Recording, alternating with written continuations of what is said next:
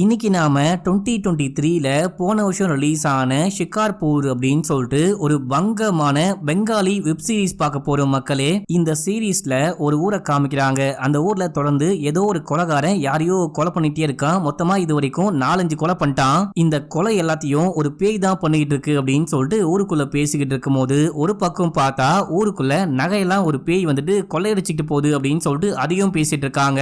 இந்த 2 கேஸுமே பிரைவேட் டிடெக்டிவான நம்ம ஹீரோவுடைய கைக்கு வருது. அந்த சீரியல் கில்லிங் கேஸையும் அதுக்கப்புறம் இந்த பேயோடைய கேஸையும் நம்ம ஹீரோ கண்டுபிடிச்சாரா இல்லையா, கொலையெல்லாம் பண்றது பேய் தானா, அப்படி இல்ல அப்படின்னா ஏதாவது கொலைகாரம் பண்ணிட்டு இருக்கானா, கொலைகாரம் பண்றான் அப்படின்னா என்ன காரணம் அப்படின்னு சொல்லிட்டு இந்த விஷயம்லாம் கண்டுபிடிச்சாரா இல்லையா அப்படின்றதுதான் கதை. பெங்காலில இந்த இன்வெஸ்டிகேஷன் சீரீஸ்லாம் ரொம்பவே நல்லாவே இருப்பாங்க. பெங்காலி படங்களும் ரொம்பவே நல்லா இருக்கும். இந்த படம் பாருங்க, சாரி இந்த சீரீஸ் பாருங்க, கண்டிப்பா உங்களுக்கு பிடிக்கும். சரி வாங்க இந்த சீரீஸை டீடைலா பார்க்கலாம். அதுக்கு முன்னாடி நம்ம சேனலை சப்ஸ்கிரைப் பண்ணிக்கோங்க, பக்கத்துல வர பெல்லையும் கிளிக் பண்ணிக்கோங்க. இன்ஸ்டால ஃபாலோ பண்ணாதவங்க ஓடி போயிட்டு ஃபாலோ பண்ணிட்டு வந்துருங்க. இந்த சீரீஸோடைய ஸ்டார்டிங் சீன்லயே ஒரு குளம் மாதிரி இருக்கு. அந்த குளத்துக்குள்ள ஒரு குட்டி பையன் இறங்கி குளிக்கலாம் அப்படின்னு சொல்லிட்டு பார்க்கும்போது அந்த தண்ணிக்குள்ள ஏதோ ஒரு விஷயத்த பார்த்துட்டு கையில எடுக்கிறான். அது ஒரு காயின் மாதிரி இருக்கு. அந்த காயினை கிளீன் பண்ணிட்டு பார்க்கும்போது அது கோல்டு காயின் அப்படின்னு சொல்லிட்டு பார்த்து செமையா சந்தோஷப்படுறான். மத்தவங்க கிட்டலாம் சொல்லும் போது இப்ப அப்படியே பிரஸ் மீடியாலாம் வந்துட்டாங்க, இது ஒரு பழங்காலத்து காயின், 250 வருஷம் பழமையான காயின் அப்படின்ற மாதிரி பிரஸ் மீடியா ரிப்போர்ட்டர்ஸ் எல்லாம் பேசிக்கிட்டே இருக்கும் போது இதை யாரோ விண்டோ வழியா பாக்குறாங்க. அதுக்கப்புறம் ஒரு டிராவை ஓபன் பண்றாங்க. உள்ளுக்குள்ள நிறையவே போன் இருக்கு. அதுல இருந்து ஒரு போன் எடுக்கிறாங்க. இங்க தான் படத்துடைய பேரையே போட்டு ஸ்டார்ட் பண்றாங்க, ஷிகார்பூர் அப்படின்னு சொல்லிட்டு. இப்ப அப்படியே எங்க சீனை கட் பண்ணி 6 மாதங்களுக்கு அப்புறம் அப்படின்னு சொல்லிட்டு இதே வில்லேஜ்ல காமிக்கிறாங்க. நைட் டைம்ல யாரும் வெளியே வராதீங்க, பேயோடைய நடமாட்டம் ரொம்ப ரொம்ப அதிகமா இருக்கு, யாரும் தங்க செயின்லாம் போட்டுட்டு வெளியே வராதீங்க, உங்க உடைமைகளை பத்திரமா வச்சுக்கோங்க அப்படின்னு சொல்லிட்டு ஆட்டோல 2 பேர் அனௌன்ஸ் பண்ணிட்டே போறாங்க. இந்த அனௌன்ஸ்மெண்ட்டை கேட்ட ஒரு டியூஷன் வாத்தியாருடைய வைஃப் உள்ளுக்குள்ள வந்து டீயை கொடுத்துட்டு, எங்க ஏற்கனவே நைட் ஆயிடுச்சு, அடிக்கடிக்கு இங்க கரண்ட் வேற கட் ஆகும், இந்த டைம்ல எதுக்காக டியூஷன் சொல்லி கொடுத்துட்டு இருக்கீங்க, சீக்கிரமா அந்த பொண்ணை வீட்டுக்கு அமுச்சு விடுந்தானே அப்படின்னு சொல்லிட்டு கேட்கும் போது, ஓடி பைத்தியக்காரி, இந்த டைம்ல பேயின் நாயின்லாம் பயந்துகிட்டு இருக்க, போயிட்டு வேலையை பாரு, நைட் டிஃபன் ரெடி பண்ணு அப்படின்னு சொல்லும் போது அவங்க அப்படியே உள்ளுக்குள்ள போறாங்க. உள்ளுக்குள்ள போனவங்க பேனு கத்துறாங்க. இந்த டைம்ல கரெக்டா இந்த வீட்டுல கரண்ட் வேற கட் ஆயிட்டு இருக்கும், ஏமா நீ இங்கேயே வெயிட் பண்ணு, நான் போயிட்டு என்ன விஷயம்னு பார்த்துட்டு வரேன் அப்படின்னு சொல்லிட்டு அந்த டியூஷன் வாத்தியார் உள்ளுக்குள்ள போயிட்டு எதையோ பார்த்து செமையா ஷாக் ஆகுறாரு. அவரும் கத்துறாரு. இப்ப நமக்கு பேய் மாதிரி ஏதோ ஒரு உருவத்தை காமிக்கிறாங்க. அடுத்து ஒரு தண்ணி கிட்ட காமிக்கிறாங்க. யாரோ அங்க வராங்க, தண்ணிக்குள்ள எதையோ தூக்கி போடுறாங்க அப்படின்ற மாதிரி எல்லாமே கொஞ்சம் மிஸ்ட்ரியாவே காமிக்கிறாங்க. இது வரைக்கும் என்ன விஷயம் நடக்குது அப்படின்னு சொல்லிட்டு நமக்கு புரியாத மாதிரியே காமிக்கிறாங்க. இப்ப அப்படியே எங்க சீனை கட் பண்ணி நம்ம ஹீரோவை காமிக்கிறாங்க. நம்ம ஹீரோ ஒரு டிடெக்டிவ். நம்ம ஹீரோக்கு ஒரு குரு இருக்காரு. அந்த குருவோடைய வீட்லயே தான் நம்ம ஹீரோ ஸ்டே பண்ணிட்டு இருக்காரு. அதுக்கான காரணம் குருவோடைய பொண்ணை நம்ம ஹீரோ லவ் பண்ணிட்டு இருக்காரு. அந்த பொண்ணுமே ஹீரோவை லவ் பண்ணிட்டு இருக்கா அப்படின்ற மாதிரி தான் காமிக்கிறாங்க. அந்த பொண்ணுடைய பேரு சுக்கி. ஆனா குருவுடைய பொண்டாட்டி இருக்காங்க பாத்தீங்களா, அவங்களுக்கு ஹீரோவை பார்த்தாலே பிடிக்காது அப்படின்னு சொல்லிட்டு இந்த எல்லா விஷயத்தையும் நம்ம ஹீரோ அப்படியே பேசிக்கிட்டே போறாரு. நம்ம கிட்ட சொல்றாங்க அப்படின்ற மாதிரி காமிக்கிறாங்க. இப்போ நம்ம ஹீரோக்கு அடுத்து கிடைச்சிருக்க முக்கியமான கேஸ் என்ன அப்படின்னா, ஷிகார்பூர்ல தொடர்ந்து அந்த பேயோடைய அட்டகாசம் நாளுக்கு நாள் ரொம்ப ரொம்ப அதிகமாயிட்டே இருக்கு. அது வந்துட்டு கண்டிப்பா பேய் கிடையாது. பேயோடைய பேரை சொல்லி எவனோ ஒருத்தன் இந்த விஷயம்லாம் பண்ணிட்டு இருக்கான். கூடிய சீக்கிரமே அவனை கண்டுபிடிக்கணும் அப்படின்னு சொல்லிட்டு இந்த எல்லா விஷயமும் நமக்கு சொல்ற மாதிரி காமிக்கிறாங்க. அடுத்து நம்ம ஹீரோ போயிட்டு அந்த குருவை மீட் பண்றாரு. அதே இடத்துல பீமா அப்படின்னு சொல்லிட்டு ஒரு போலீஸ்காரனையும் காமிக்கிறாங்க. இவனுக்கும் எனக்கும் சுத்தமா செட்டே ஆகாது. இவங்கிட்ட தான் முதல்ல அந்த ஷிகார்பூருடைய பேய் கேஸ் வந்துச்சு. இவனால விசாரிக்க முடியலையா ஏன்னு தெரியல. அந்த ஊருக்காரங்க நீ விசாரிப்பா அப்படின்னு சொல்லிட்டு என் கையில கொடுத்துட்டாங்க. அது கண்டிப்பா எவனோ ஒருத்தன் பண்ணிட்டு இருக்கான், கூடிய சீக்கிரமே கண்டுபிடிக்கிறேன், இவனுக்கு முன்னாடி நான் கண்டுபிடிக்கிறேன் அப்படின்னு சொல்றாரு. இப்ப அந்த போலீஸ்காரன் நம்ம ஹீரோவை கலாச்சிட்டே இருக்கான். இவனால ஒரு ஆட்டுக்குட்டியை கூட கண்டுபிடிக்க முடியாது. இதுக்கு முன்னாடி நம்ம ஹீரோ கிட்ட ஒரு ஆட்டுக்குட்டி காணாம போச்சு அப்படின்னு சொல்லிட்டு கேஸ் வந்திருக்கு போல, அதை கூட கண்டுபிடிக்க முடியல. இவன் எப்படி ஷிகார்பூருடைய அந்த பேய் கேஸை கண்டுபிடிப்பான் அப்படின்னு சொல்லும் போது அது கண்டிப்பா பேய் கேஸ் கிடையாது, ஏதோ ஒரு சீரியல் கில்லர் தான் இந்த கொலை எல்லாத்தையுமே பண்ணிட்டு இருக்கான், நான் கண்டுபிடிக்கிறேன், கூடிய சீக்கிரமே கண்டுபிடிக்கிறேன் அப்படின்னும் போது, ஆமா சீரியல் கில்லர் ஏதாவது ஒரு சாமியாரா பார்த்து அந்த சாமியார் மூலியமா வெத்தலையில மை தடவி அந்த பேய் எப்படி கொலை பண்ணிட்டு இருக்கு, அந்த சீரியல் கில்லர் எப்படி எப்படி கொலை பண்ணிட்டு இருக்கான்னு வேணா கண்டுபிடிக்கிறியா அப்படின்னு சொல்லிட்டு கலாய்க்கும் போது குரு இருக்காரு பாத்தீங்களா, அவரு போலீஸ்காரனை கூப்பிட்டு இங்க பாரு, ஒருத்தனை பிடிக்கணும், குற்றவாளியை பிடிக்கணும்னு சும்மா பேசிட்டு இருந்தா பிடிக்கவே முடியாது, கரெக்டா பிளான் பண்ணி ட்ராப் பண்ணி அந்த குற்றவாளியை பிடிக்கணும். நைட் டைம்ல பெட்ரோலிங் போனா மட்டும் பத்தாது, நைட் முழுக்க நீங்க சுத்திக்கிட்டே இருந்தாதான் யாரும் வந்துட்டு ஊருக்குள்ள வந்து தப்புலாம் பண்ண மாட்டாங்க அப்படின்னு சொல்லிட்டு, சரி ஓகே நான் கேட்ட காசுங்க அப்படின்னு சொல்லிட்டு கேட்க, நான் கொண்டு வந்திருக்கேன் அப்படின்னு சொல்றான். இதே டைம்ல நம்ம ஹீரோயினுடைய அம்மா அங்க காஃபி கொண்டு வந்து போலீஸ்காரங்கிட்ட கொடுத்துட்டு சுக்கிய வந்துட்டு எங்கேயாச்சும் வெளியே கூட்டிட்டு போங்க, அவளுக்கு வெளியே போன போல இருக்கான் அப்படின்னு சொல்லிட்டு போறாங்க. இந்த போலீஸ்காரனுக்கு சுக்கி மேல ஒரு கண்ணு மக்களே, இந்த பையனுக்கு எப்படியாச்சும் கல்யாணம் பண்ணி வச்சிடணும், நம்ம பொண்ணை ஒரு போலீஸ்காரனுக்கு கல்யாணம் பண்ணி வைக்கணும் அப்படின்னு சொல்லிட்டு அம்மா நினைச்சுக்கிட்டு இருக்காங்க. இதுவுமே நம்ம ஹீரோக்கு சுத்தமா பிடிக்கல அப்படின்னு சொல்லிட்டு காமிக்கிறாங்க. சரி ஓகே நீ வந்துட்டு காசு கொடுத்துட்டு போ அப்படின்னு சொல்லும் போது இப்போ நம்ம ஹீரோயின் அங்க வராங்க. ஹீரோக்கு காலை உணவு செஞ்சு கொண்டு வந்திருக்காங்க, இந்தப்பா சாப்பிடுவா அப்படின்னும் போது அந்த போலீஸ்காரன் ஏதோ ஒரு கிஃப்ட் கொண்டு வந்து கொடுக்குறான். ஹீரோயின் வேணாம் அப்படின்னு சொல்லாம கையில வாங்கி வச்சுக்கிட்டு அங்க டியூஷன் எடுத்துக்கிட்டு இருப்பாங்க. அந்த பசங்களை பார்த்து நான் சொன்னதை நீங்க ஒழுங்கா கேட்கல, ஒழுங்கா படிக்கல அப்படின்னா உங்களை கொன்னே போடுவேன் அப்படின்ற மாதிரி மிரட்டுறாங்க. இந்த போலீஸ்காரனை திட்ட முடியாம அந்த பசங்களை திட்டி காமிக்கிறாங்க.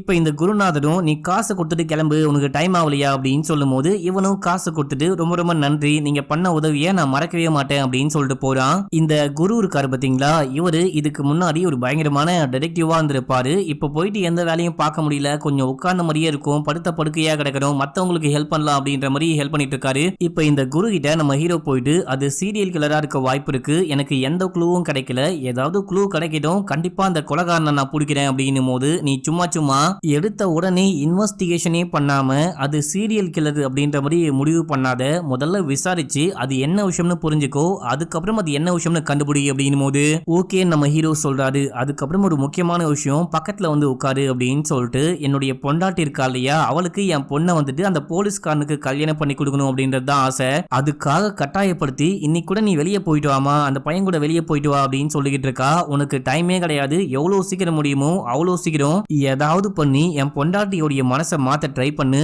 என் பொண்ணு உனக்காக வெயிட் பண்ணிட்டு இருக்கா போ அப்படின்னு சொல்லி அமுச்சு விடுறாரு.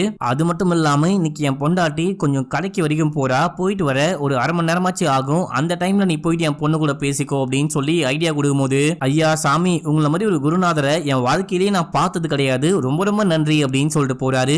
இப்ப அப்படியே எங்க சீனை கட் பண்ணி நம்ம ஹீரோவை அவருடைய கடையில காமிக்கிறாங்க. நம்ம ஹீரோ ஒரு போட்டோ ஸ்டுடியோ, அதுக்கப்புறம் ஜெராக்ஸ் எல்லாம் எடுத்து கொடுப்பாங்க பாத்தீங்களா, அந்த மாதிரி ஒரு செட்டப்ல ஒரு கடை வச்சிருக்காரு. அங்க ஒரு பொண்ணு வரா, அந்த பொண்ணுக்கு ஜெராக்ஸ் எல்லாம் எடுத்து கொடுத்துட்டே இருக்கும் போது ஒரு 4-5 பேரு கும்பலா வராங்க. உன்னுடைய கடையை மொத்தமா சேர்த்தா கூட 5000 ரூபாய்க்கு பெறாது போல அப்படின்னு சொல்ல, என்ன சொல்றீங்க அப்படின்னு சொல்லிட்டு கேட்கும் போது ஆமா நீ அந்த பேயை பிடிக்கிற மாதிரியே தெரியல, உன் கடையை வித்துட்டு நான் அட்வான்ஸை திருப்பி எடுத்துக்க போறேன், நேத்து நைட்டு என் பொண்டாட்டியை அட்டாக் பண்ணி 25 சவரன் கோல்ட மொத்தமா அந்த பேய் ஆட்டையை போட்டுட்டு போயிடுச்சு, நீ எப்பதான் அந்த பேயை கண்டுபிடிக்க போற அப்படின்னு சொல்லிட்டு கேட்கும் போது நான் கூடிய சீக்கிரமே கண்டுபிடிக்கிறேன் அப்படின்றாரு. உன்னால கண்டுபிடிக்கலாம் முடியாது, உனக்கு கொடுத்த அட்வான்ஸை திருப்பி கொடு அப்படின்னு சொல்லிட்டு கேட்கும் போது நீங்க கொடுத்ததே 150 ரூபாய், நான் எப்படி அதை திருப்பி கொடுக்க முடியும், எனக்கு ஒரே ஒரு வாரம் மட்டும் டைம் கொடுங்க, 7 நாள், அதுக்குள்ள நான் எப்படியாச்சும் அந்த பேயை கண்டுபிடிக்கிறேன் அப்படின்னும் போது உனக்கு 7 நாள் தான் டைம், அதுக்குள்ள பேயை கண்டுபிடிக்கல அப்படின்னா என்ன பண்ணுவோனே தெரியாது அப்படின்னு சொல்லிட்டு எல்லாரும் கத்தி விட்டு போறாங்க. நம்ம ஹீரோ ஒரு பக்கம் பிரைவேட் இன்வெஸ்டிகேட்டரா இருக்காரு,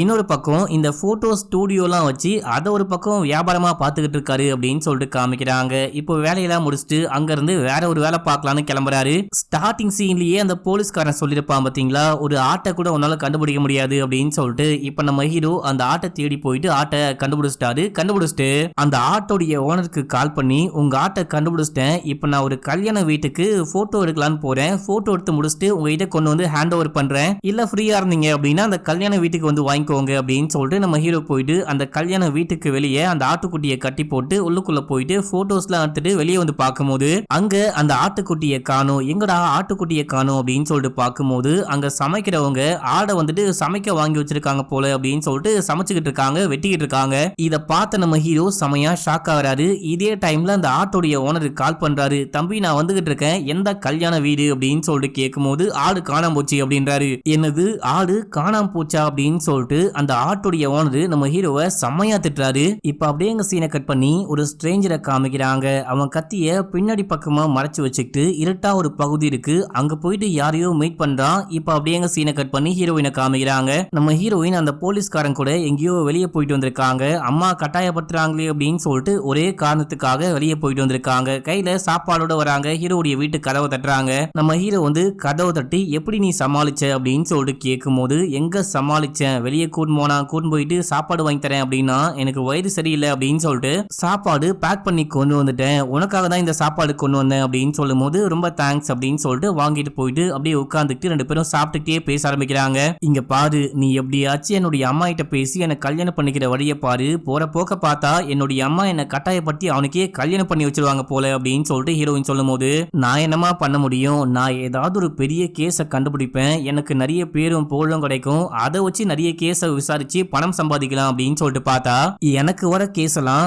ஆடை கண்டுபிடிங்க, கோழியை கண்டுபிடிங்க அப்படின்னு சொல்லிட்டு வந்துகிட்டு இருக்கு, என்னால அந்த ஆட்டை கூட ஒழுங்கா கண்டுபிடிக்க முடியல அப்படின்னு சொல்லிட்டு புலம்பிட்டே இருக்கும்போது இப்போ நம்ம ஹீரோயினுடைய அம்மா அங்க வந்து கதவை தட்ட ஆரம்பிக்கிறாங்க. ஐயோ அம்மா வந்துட்டாங்க அப்படின்னு சொல்லிட்டு ஹீரோயின் பயப்பட, உங்க பொண்ணு இங்க இல்ல, இப்ப நான் சாப்பிட்டுக்கிட்டு இருக்கேன், அப்புறமேட்டுக்கா வாங்க அப்படின்னு சொல்லும் போது, என் பொண்ணு உள்ளுக்குள்ள இல்லாம என் பொண்ணுடைய செருப்பு மட்டும் எப்படி அங்க வந்துச்சு, ஒழுங்கு மரியாதையா வந்து கதவை ஓபன் பண்ணு அப்படின்னு சொல்லும் போது இந்த பொண்ணு போயிட்டு கதவை ஓபன் பண்றா. அந்த அம்மா சம கொலவெறியோட வந்து இந்த பொண்ணையும் நம்ம ஹீரோவையும் போட்டு அடிக்க ஆரம்பிக்கிறாங்க. எத்தனை வாட்டி சொன்னாலும் திருந்தவே மாட்டீங்களா அப்படின்னு சொல்லிட்டு அடிச்சுக்கிட்டே இருக்கும்போது இதே டைம்ல யாரோ நம்ம ஹீரோக்கு கால் பண்ணி, அடுத்த கொலை நடந்து போச்சு, இந்த கேஸையும் நீ தான் கண்டுபிடிக்கணும் அப்படின்னு சொல்லிட்டு ஏதோ ஒரு ஸ்ட்ரேஞ்சர் பேசிக்கிட்டு இருக்கான். நம்ம ஹீரோக்கு அவங்க பேசுறது சரியா புரியாம, ஏன்பா கொஞ்சம் வாயை மூடிட்டு அமைதியா இருங்க, ஒரு முக்கியமான கேஸ், மறுபடியும் ஒரு கொலை நடந்திருக்கான் அப்படின்னு சொல்லும் போது, என்னது கொலையா அப்படின்னு சொல்லிட்டு ஹீரோயின் வாயை பொளக்குறாங்க. அந்த அம்மாவும் பேனு பார்க்க இப்ப அப்படியே சீனை கட் பண்ணி அந்த ஸ்ட்ரேஞ்சரை காமிக்கிறாங்க. கத்தியோட ஒருத்தன் போனா பாத்தீங்களா, அவன் யாரையோ கொலை பண்ணி மூட்டையா கட்டி கொண்டு போயிட்டு ஒரு ரயில்வே டிராக்கு மேல வச்சுட்டு அவன் பாட்டு அங்க இருந்து கிளம்புறான். அதுக்கப்புறம் பேய் மாதிரி அங்க ஒரு உருவம் வருது, நல்லா எரிஞ்சு போன பேய் மாதிரி காமிக்கிறாங்க. அந்த உருவம் அப்படியே அந்த டிராக்குக்கு மேல காதை வச்சு கேக்குது, அதுக்கப்புறம் பக்கத்துலயே நிக்குது, அதுக்கப்புறம் அங்க அந்த ட்ரெயின் கிராஸ் பண்ணி போகுது அப்படின்னு சொல்லிட்டு காமிக்கிறாங்க. இதோட ஃபர்ஸ்ட் எபிசோட் முடியுது. இப்ப அப்படியே ரெண்டாவது எபிசோடைய ஸ்டார்டிங் சீன்லயே யாரோ ரோட்ல வேணுமத்துக்கு நீ ஆணி அடிச்சு அதை கண்ணில் படக்கூடாது அப்படின்னு சொல்லிட்டு மறைச்சு வைக்கிறாங்க அப்படின்னு சொல்லிட்டு காமிக்கிறாங்க. இப்ப அப்படியே நம்ம ஹீரோயினை காமிக்கிறாங்க. நம்ம ஹீரோயினி எங்கேயோ வேலைக்கு போறாங்க போல, அதுக்கு பாஸ்போர்ட் சைஸ் போட்டோ வேணும் அப்படின்னு சொல்லிட்டு ஹீரோவுடைய அந்த ஸ்டுடியோக்கு வந்திருக்காங்க. நம்ம ஹீரோ போட்டோ எடுத்துட்டு இருக்கும்போது, உன்னுடைய அந்த கேஸ் என்ன விஷயமாச்சு, நீ விசாரிக்கிறியா இல்லையா அப்படின்னு சொல்லிட்டு கேட்க நம்ம ஹீரோ அமைதியா இருக்காரு. இதே டைம்ல டிவில வந்துட்டு பாத்தீங்கன்னா 5வது கொலையும் நடந்துருச்சு. முக்கியமா அந்த ஜமீன்தார் வீட்டை சேர்ந்தவங்க தான் இறந்து போயிருக்காங்க அப்படின்னு சொல்லும் போது, ஜமீன்தாருடைய ஃபேமிலியா அப்படின்னு சொல்லிட்டு ஹீரோ வாயை பொளக்குறாரு. இதே டைம்ல ஒரு நபர் வந்து நம்ம ஹீரோ கூப்பிடுறாரு, ஜமீன்தார் உங்களை கூப்பிட்டு வர சொன்னாரு, அந்த கேஸ் விஷயமா பேசணுமா அப்படின்னு சொல்லும் போது நம்ம ஹீரோயின், நீ போ, நான் இந்த போட்டோவை ஈவினிங் வாங்கிக்கிறேன், நீ போயிட்டு அது என்ன வேலைன்னு பாரு அப்படின்னு சொல்ல நம்ம ஹீரோ உடனே கிளம்புறாரு. சைக்கிள்ல கிளம்புறாங்க. இங்க இருந்து போக அந்த ஜமீன்தார் வீட்டை காமிக்கிறாங்க. உள்ளுக்குள்ள போனா பைத்தியக்கார பசங்க மாதிரி ஒரு 3-4 பசங்க இருக்காங்க. முக்கியமா அதுல ஒருத்த மெஜிஷியன் அப்படின்னு சொல்லிட்டு தண்ணிக்குள்ள குதிக்கிறான். டே இறந்து போயிட்டியா அப்படின்னு சொல்லிட்டு பார்க்க அந்த கிணறு பயங்கர ஆழமா இருக்கு. உள்ளுக்குள்ள பார்த்தா அவனை ஆளை காணவே காணும். இப்ப நம்ம ஹீரோவை ஒரு ஆள் கூட்டு வந்தாரு பாத்தீங்களா, இவரை ஜமீன்தாருடைய அசிஸ்டன்ட் அப்படின்னு சொல்லிட்டு வச்சுக்கலாம். இந்த அசிஸ்டன்ட் நம்ம ஹீரோ கிட்ட வந்து, அவன் ஒரு பயங்கரமான மெஜிஷியன், அவனை பத்திலாம் கவலைப்படாதீங்க, அவன் இந்த பக்கமா குதிச்சு வேற பக்கமா வந்துருவான், உள்ளுக்குள்ள வாங்க போலாம் அப்படின்னு சொல்லிட்டு கூட்டு போறான். உள்ள போனா அந்த ஜமீன்தாரு சருகு போட்டுட்டு உட்கார்ந்துட்டு இருக்காரு. அசிஸ்டன்ட் கிட்ட நீ போயிட்டு சாப்பாடு கொண்டு வா அப்படின்னு சொல்லிட்டு அமுச்சு வச்சுட்டு நம்ம ஹீரோவை உட்கார சொல்லி இந்த கதையை பத்தி சொல்ல ஆரம்பிக்கிறாரு. நேத்து நைட்டு உனக்கு யாரோ கால் பண்ணாங்க இல்லையா, அது வேற யாரும் கிடையாது, நான் தான். இப்போ இது வரைக்கும் 5 பேர் இறந்து போயிருக்காங்க, எல்லாருமே எங்க ஜமீன் குடும்பத்தை சேர்ந்தவங்க தான், எல்லாருமே என்னுடைய சொந்தக்காரங்க தான் அப்படின்னு சொல்லும் போது நம்ம ஹீரோ செமையா ஷாக் ஆகுறாரு. இப்ப அப்படியே இந்த ஜமீன்தாரு ஒரு கதையை சொல்ல ஆரம்பிக்கிறாரு. இவரு தான் என்னுடைய கொள்ளு தாத்தா, இவரு தேவின்னு சொல்லப்படக்கூடிய ஒரு பொண்ணுக்காக ஒரு கோவிலையே கட்டி கொடுத்தாரு. அந்த கோவில்ல வந்துட்டு சீக்கிரட்டா இந்த சுரங்கம்லாம் உருவாக்கி கொடுத்தாரு. தேவியும் தேவியோட ஆட்களும் தங்க நகைகள்லாம் கொண்டு வந்து இங்கதான் பதுக்கி வைப்பாங்க. கொஞ்சம் கொஞ்சமா பதுக்கி வச்சு அந்த தங்க நகைகள்லாம் ரொம்ப ரொம்ப அதிகமாயிடுச்சு. அந்த தங்க நகைகளை எங்க தாத்தா ஆட்டைய போடலாம் அப்படின்னு சொல்லிட்டு பார்த்தா அவரால அந்த தேவியை மீறி ஒண்ணுமே பண்ண முடியல. என்னால் தான் இந்த பொண்ணு இங்க வந்து இந்த விஷயம்லாம் பண்ண ஆரம்பிச்சா. நான் கட்டின கோவில்ல தான் அந்த நகையெல்லாம் பதுக்கி வச்சுக்கிட்டு இருக்கா. அப்படி இருக்கும்போது என்னாலேயே அந்த நகையை அடைய முடியலையே அப்படின்னு சொல்லிட்டு காண்டல் என்ன பண்றாரு அப்படின்னா, பிரிட்டிஷ்காரங்கிட்ட போட்டு குத்தலாம் அப்படின்னு சொல்லிட்டு லெட்டர் போடுறாரு. இந்த விஷயத்த தேவியும் தேவியுடைய கேங்கும் எப்படியோ தெரிஞ்சுக்கிட்டு வந்து தாத்தாவை கொலை பண்ணிடுறாங்க. தாத்தாவை கொலை பண்ணும்போது ஒரு சாபமும் விடுறாங்க.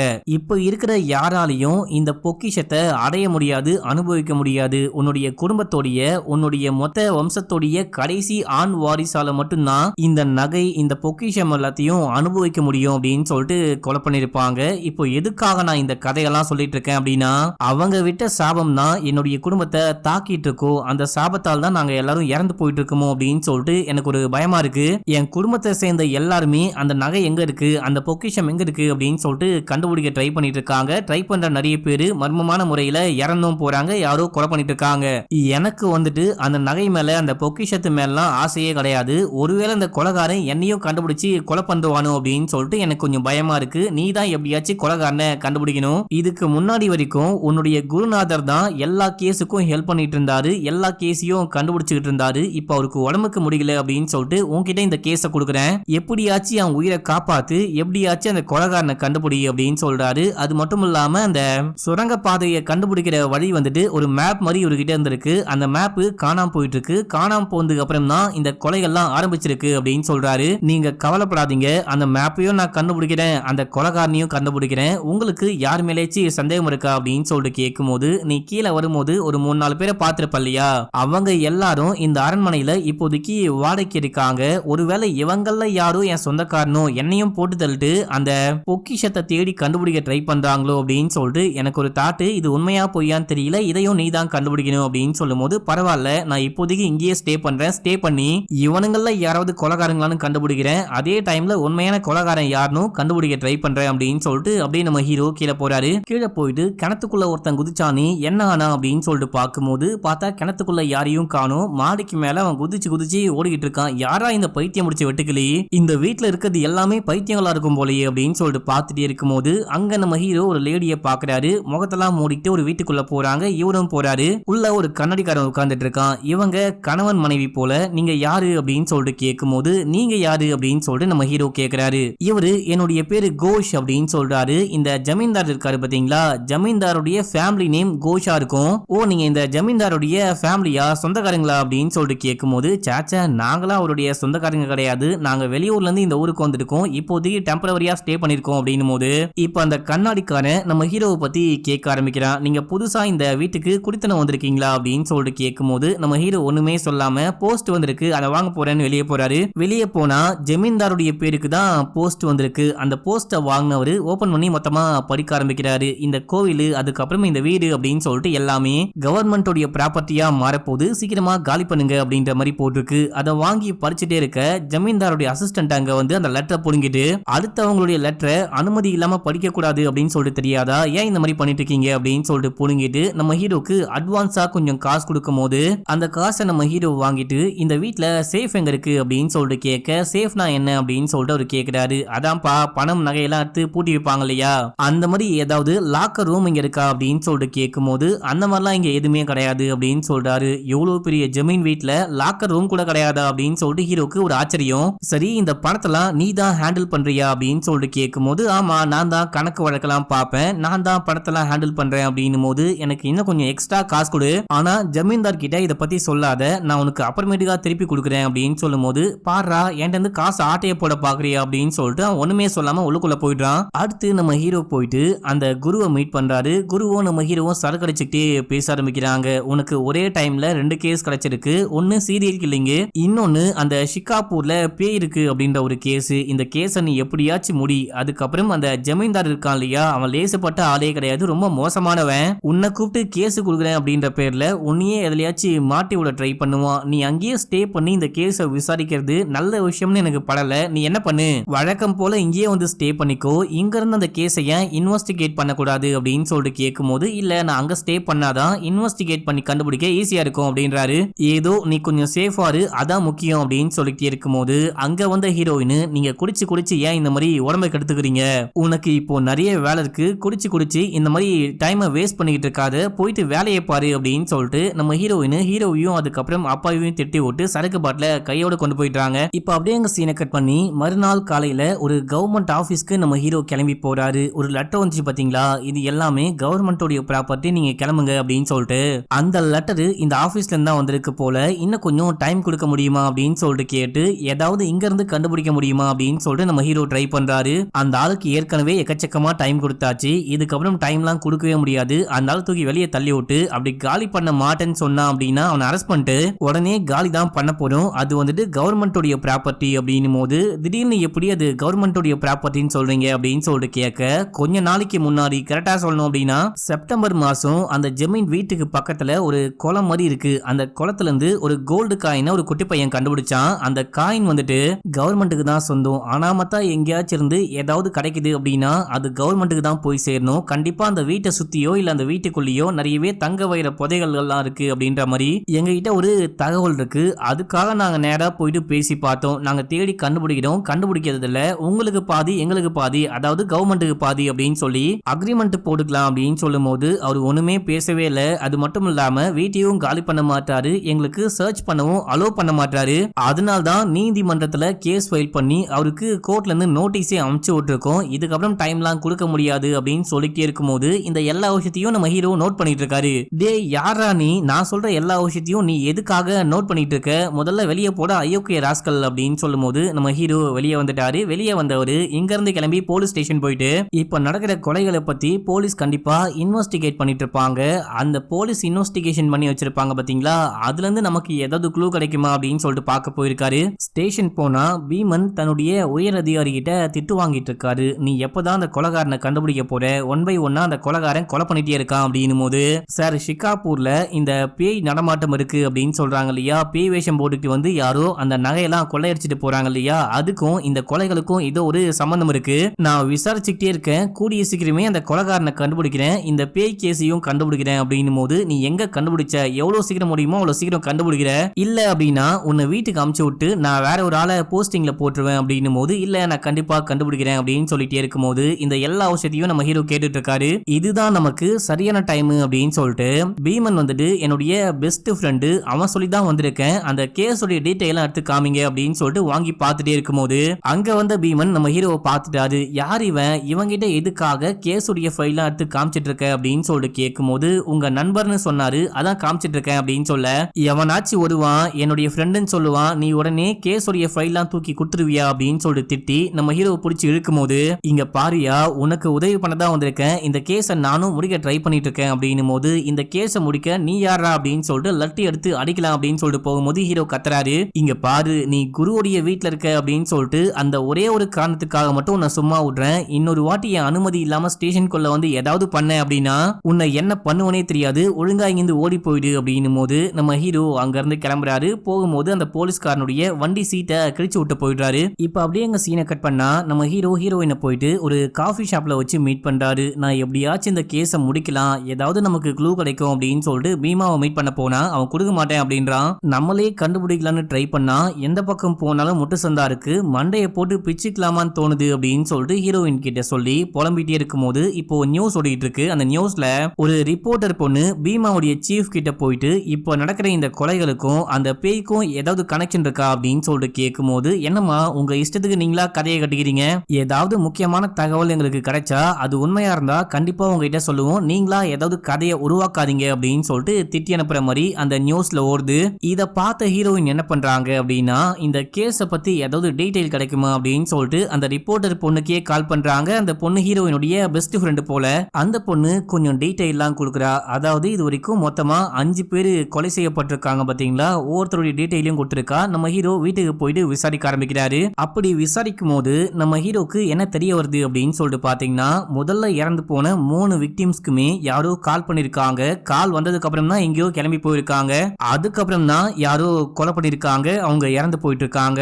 அடுத்து கடைசியா இறந்து போன 2 விக்டிம்ஸ் இருக்காங்க பாத்தீங்களா, அவங்க வீட்டுல போனே கிடையாது, அவங்க எப்படி இறந்து போனாங்க அப்படின்னு ஹீரோக்கு தெரியல. இத வந்துட்டு விசாரிக்கும் போது நமக்கு அப்படியே காமிக்க மாட்டாங்க. நம்ம ஹீரோ விசாரிச்சு முடிச்சிருவாரு. அவங்க வந்துட்டு என்ன சொன்னாங்க அப்படின்ற விஷயத்த நம்ம ஹீரோடைய மைண்ட் வாய்ஸ்ல நமக்கு காமிச்சிருப்பாங்க. இப்போ முதல்ல இறந்து போன அந்த விக்டிமுடைய அம்மா கிட்ட பேசி யாரு கால் பண்ணாங்களோ அந்த நம்பர் எனக்கு வேணும் அப்படின்னு சொல்லிட்டு வாங்குறாரு. இந்த நம்பரை கொண்டுட்டு போயிட்டு சிம்லா விக்கிற கடையில கொடுத்து, இந்த நம்பரு யாருக்கு சொந்தமான நம்பர்னு கண்டுபிடிச்சு தர முடியுமா அப்படின்னு சொல்லிட்டு கேட்கும் போது, நான் ட்ரை பண்றேன் ஆனா நிறையவே செலவாகும் அப்படின்னு சொல்லிட்டு இதுவரைக்கும் இந்த கடையில இருந்து எவ்வளவு சிம்ம சேல் பண்ணிருக்காரோ எல்லார்கிட்ட இருந்தும் ஐடி ப்ரூஃப் வாங்கியிருப்பாரு பாத்தீங்களா, அதை வச்சு நம்பரை கண்டுபிடிக்க முடியுமா அப்படின்னு சொல்லிட்டு நம்ம ஹீரோவும் அந்த கடைக்காரனும் ட்ரை பண்ணும்போது நம்ம ஹீரோ தேடிட்டே இருப்பாரு. அப்போ ஒரு விஷயத்த நோட் பண்றாரு. 2 சிம் கார்டு வாங்கியிருக்காங்க, 2 சிம் கார்டுக்குமே ஒருத்தர் தான் சைன் போட்டிருக்காரு, ஒரே மாதிரி சைன் போட்டிருக்காரு அப்படின்ற விஷயத்த நோட் பண்றாரு. இது எப்படி சாத்தியம், 2 பேரும் சிம் வாங்கியிருக்காங்க ஆனா ஒரே மாதிரி சைன் போட்டிருக்காங்களே அப்படின்னு சொல்லிட்டு கேட்கும்போது, அதை பத்தி எனக்கு எப்படிவா தெரியும், ஒருவேளை 2 பேருமே ஒரே ஆளா கூட இருக்க வாய்ப்பு இருக்கு, வேற வேற ஐடி கொடுத்து இந்த நம்பிக்கைக்காக சைன் போடுவாங்க இல்லையா, அந்த சைனை வந்துட்டு ஒரே நபர் போட்டிருப்பாரு போல அப்படின்னு சொல்லிட்டு கடைக்காரன் சொல்ல, இப்ப யார் அந்த சிம்மை வாங்கினா அப்படின்னு சொல்லிட்டு பார்க்க அந்த ஜமீன்தாருடைய வீட்டுல 4-5 பேர் குடியிருக்காங்க பாத்தீங்களா, அதுல ஒன்னு அந்த கண்ணாடிக்காரன் புருஷன் முன்னாடியா வாழ்ந்துட்டு இருக்காங்க இல்லையா, அந்த கண்ணாடிக்காரன் ஒரு சிம் வாங்கியிருக்கான். இன்னொரு சிம் வந்துட்டு நம்ம ஹீரோ ஃபர்ஸ்ட் அந்த ஜமீன்தாருடைய வீட்டுக்குள்ள போகும்போது பாத்ரூம் போனோம் அப்படின்னு சொல்லிட்டு ஒரு 3-4 பேரை காமிச்சிருப்பாங்க.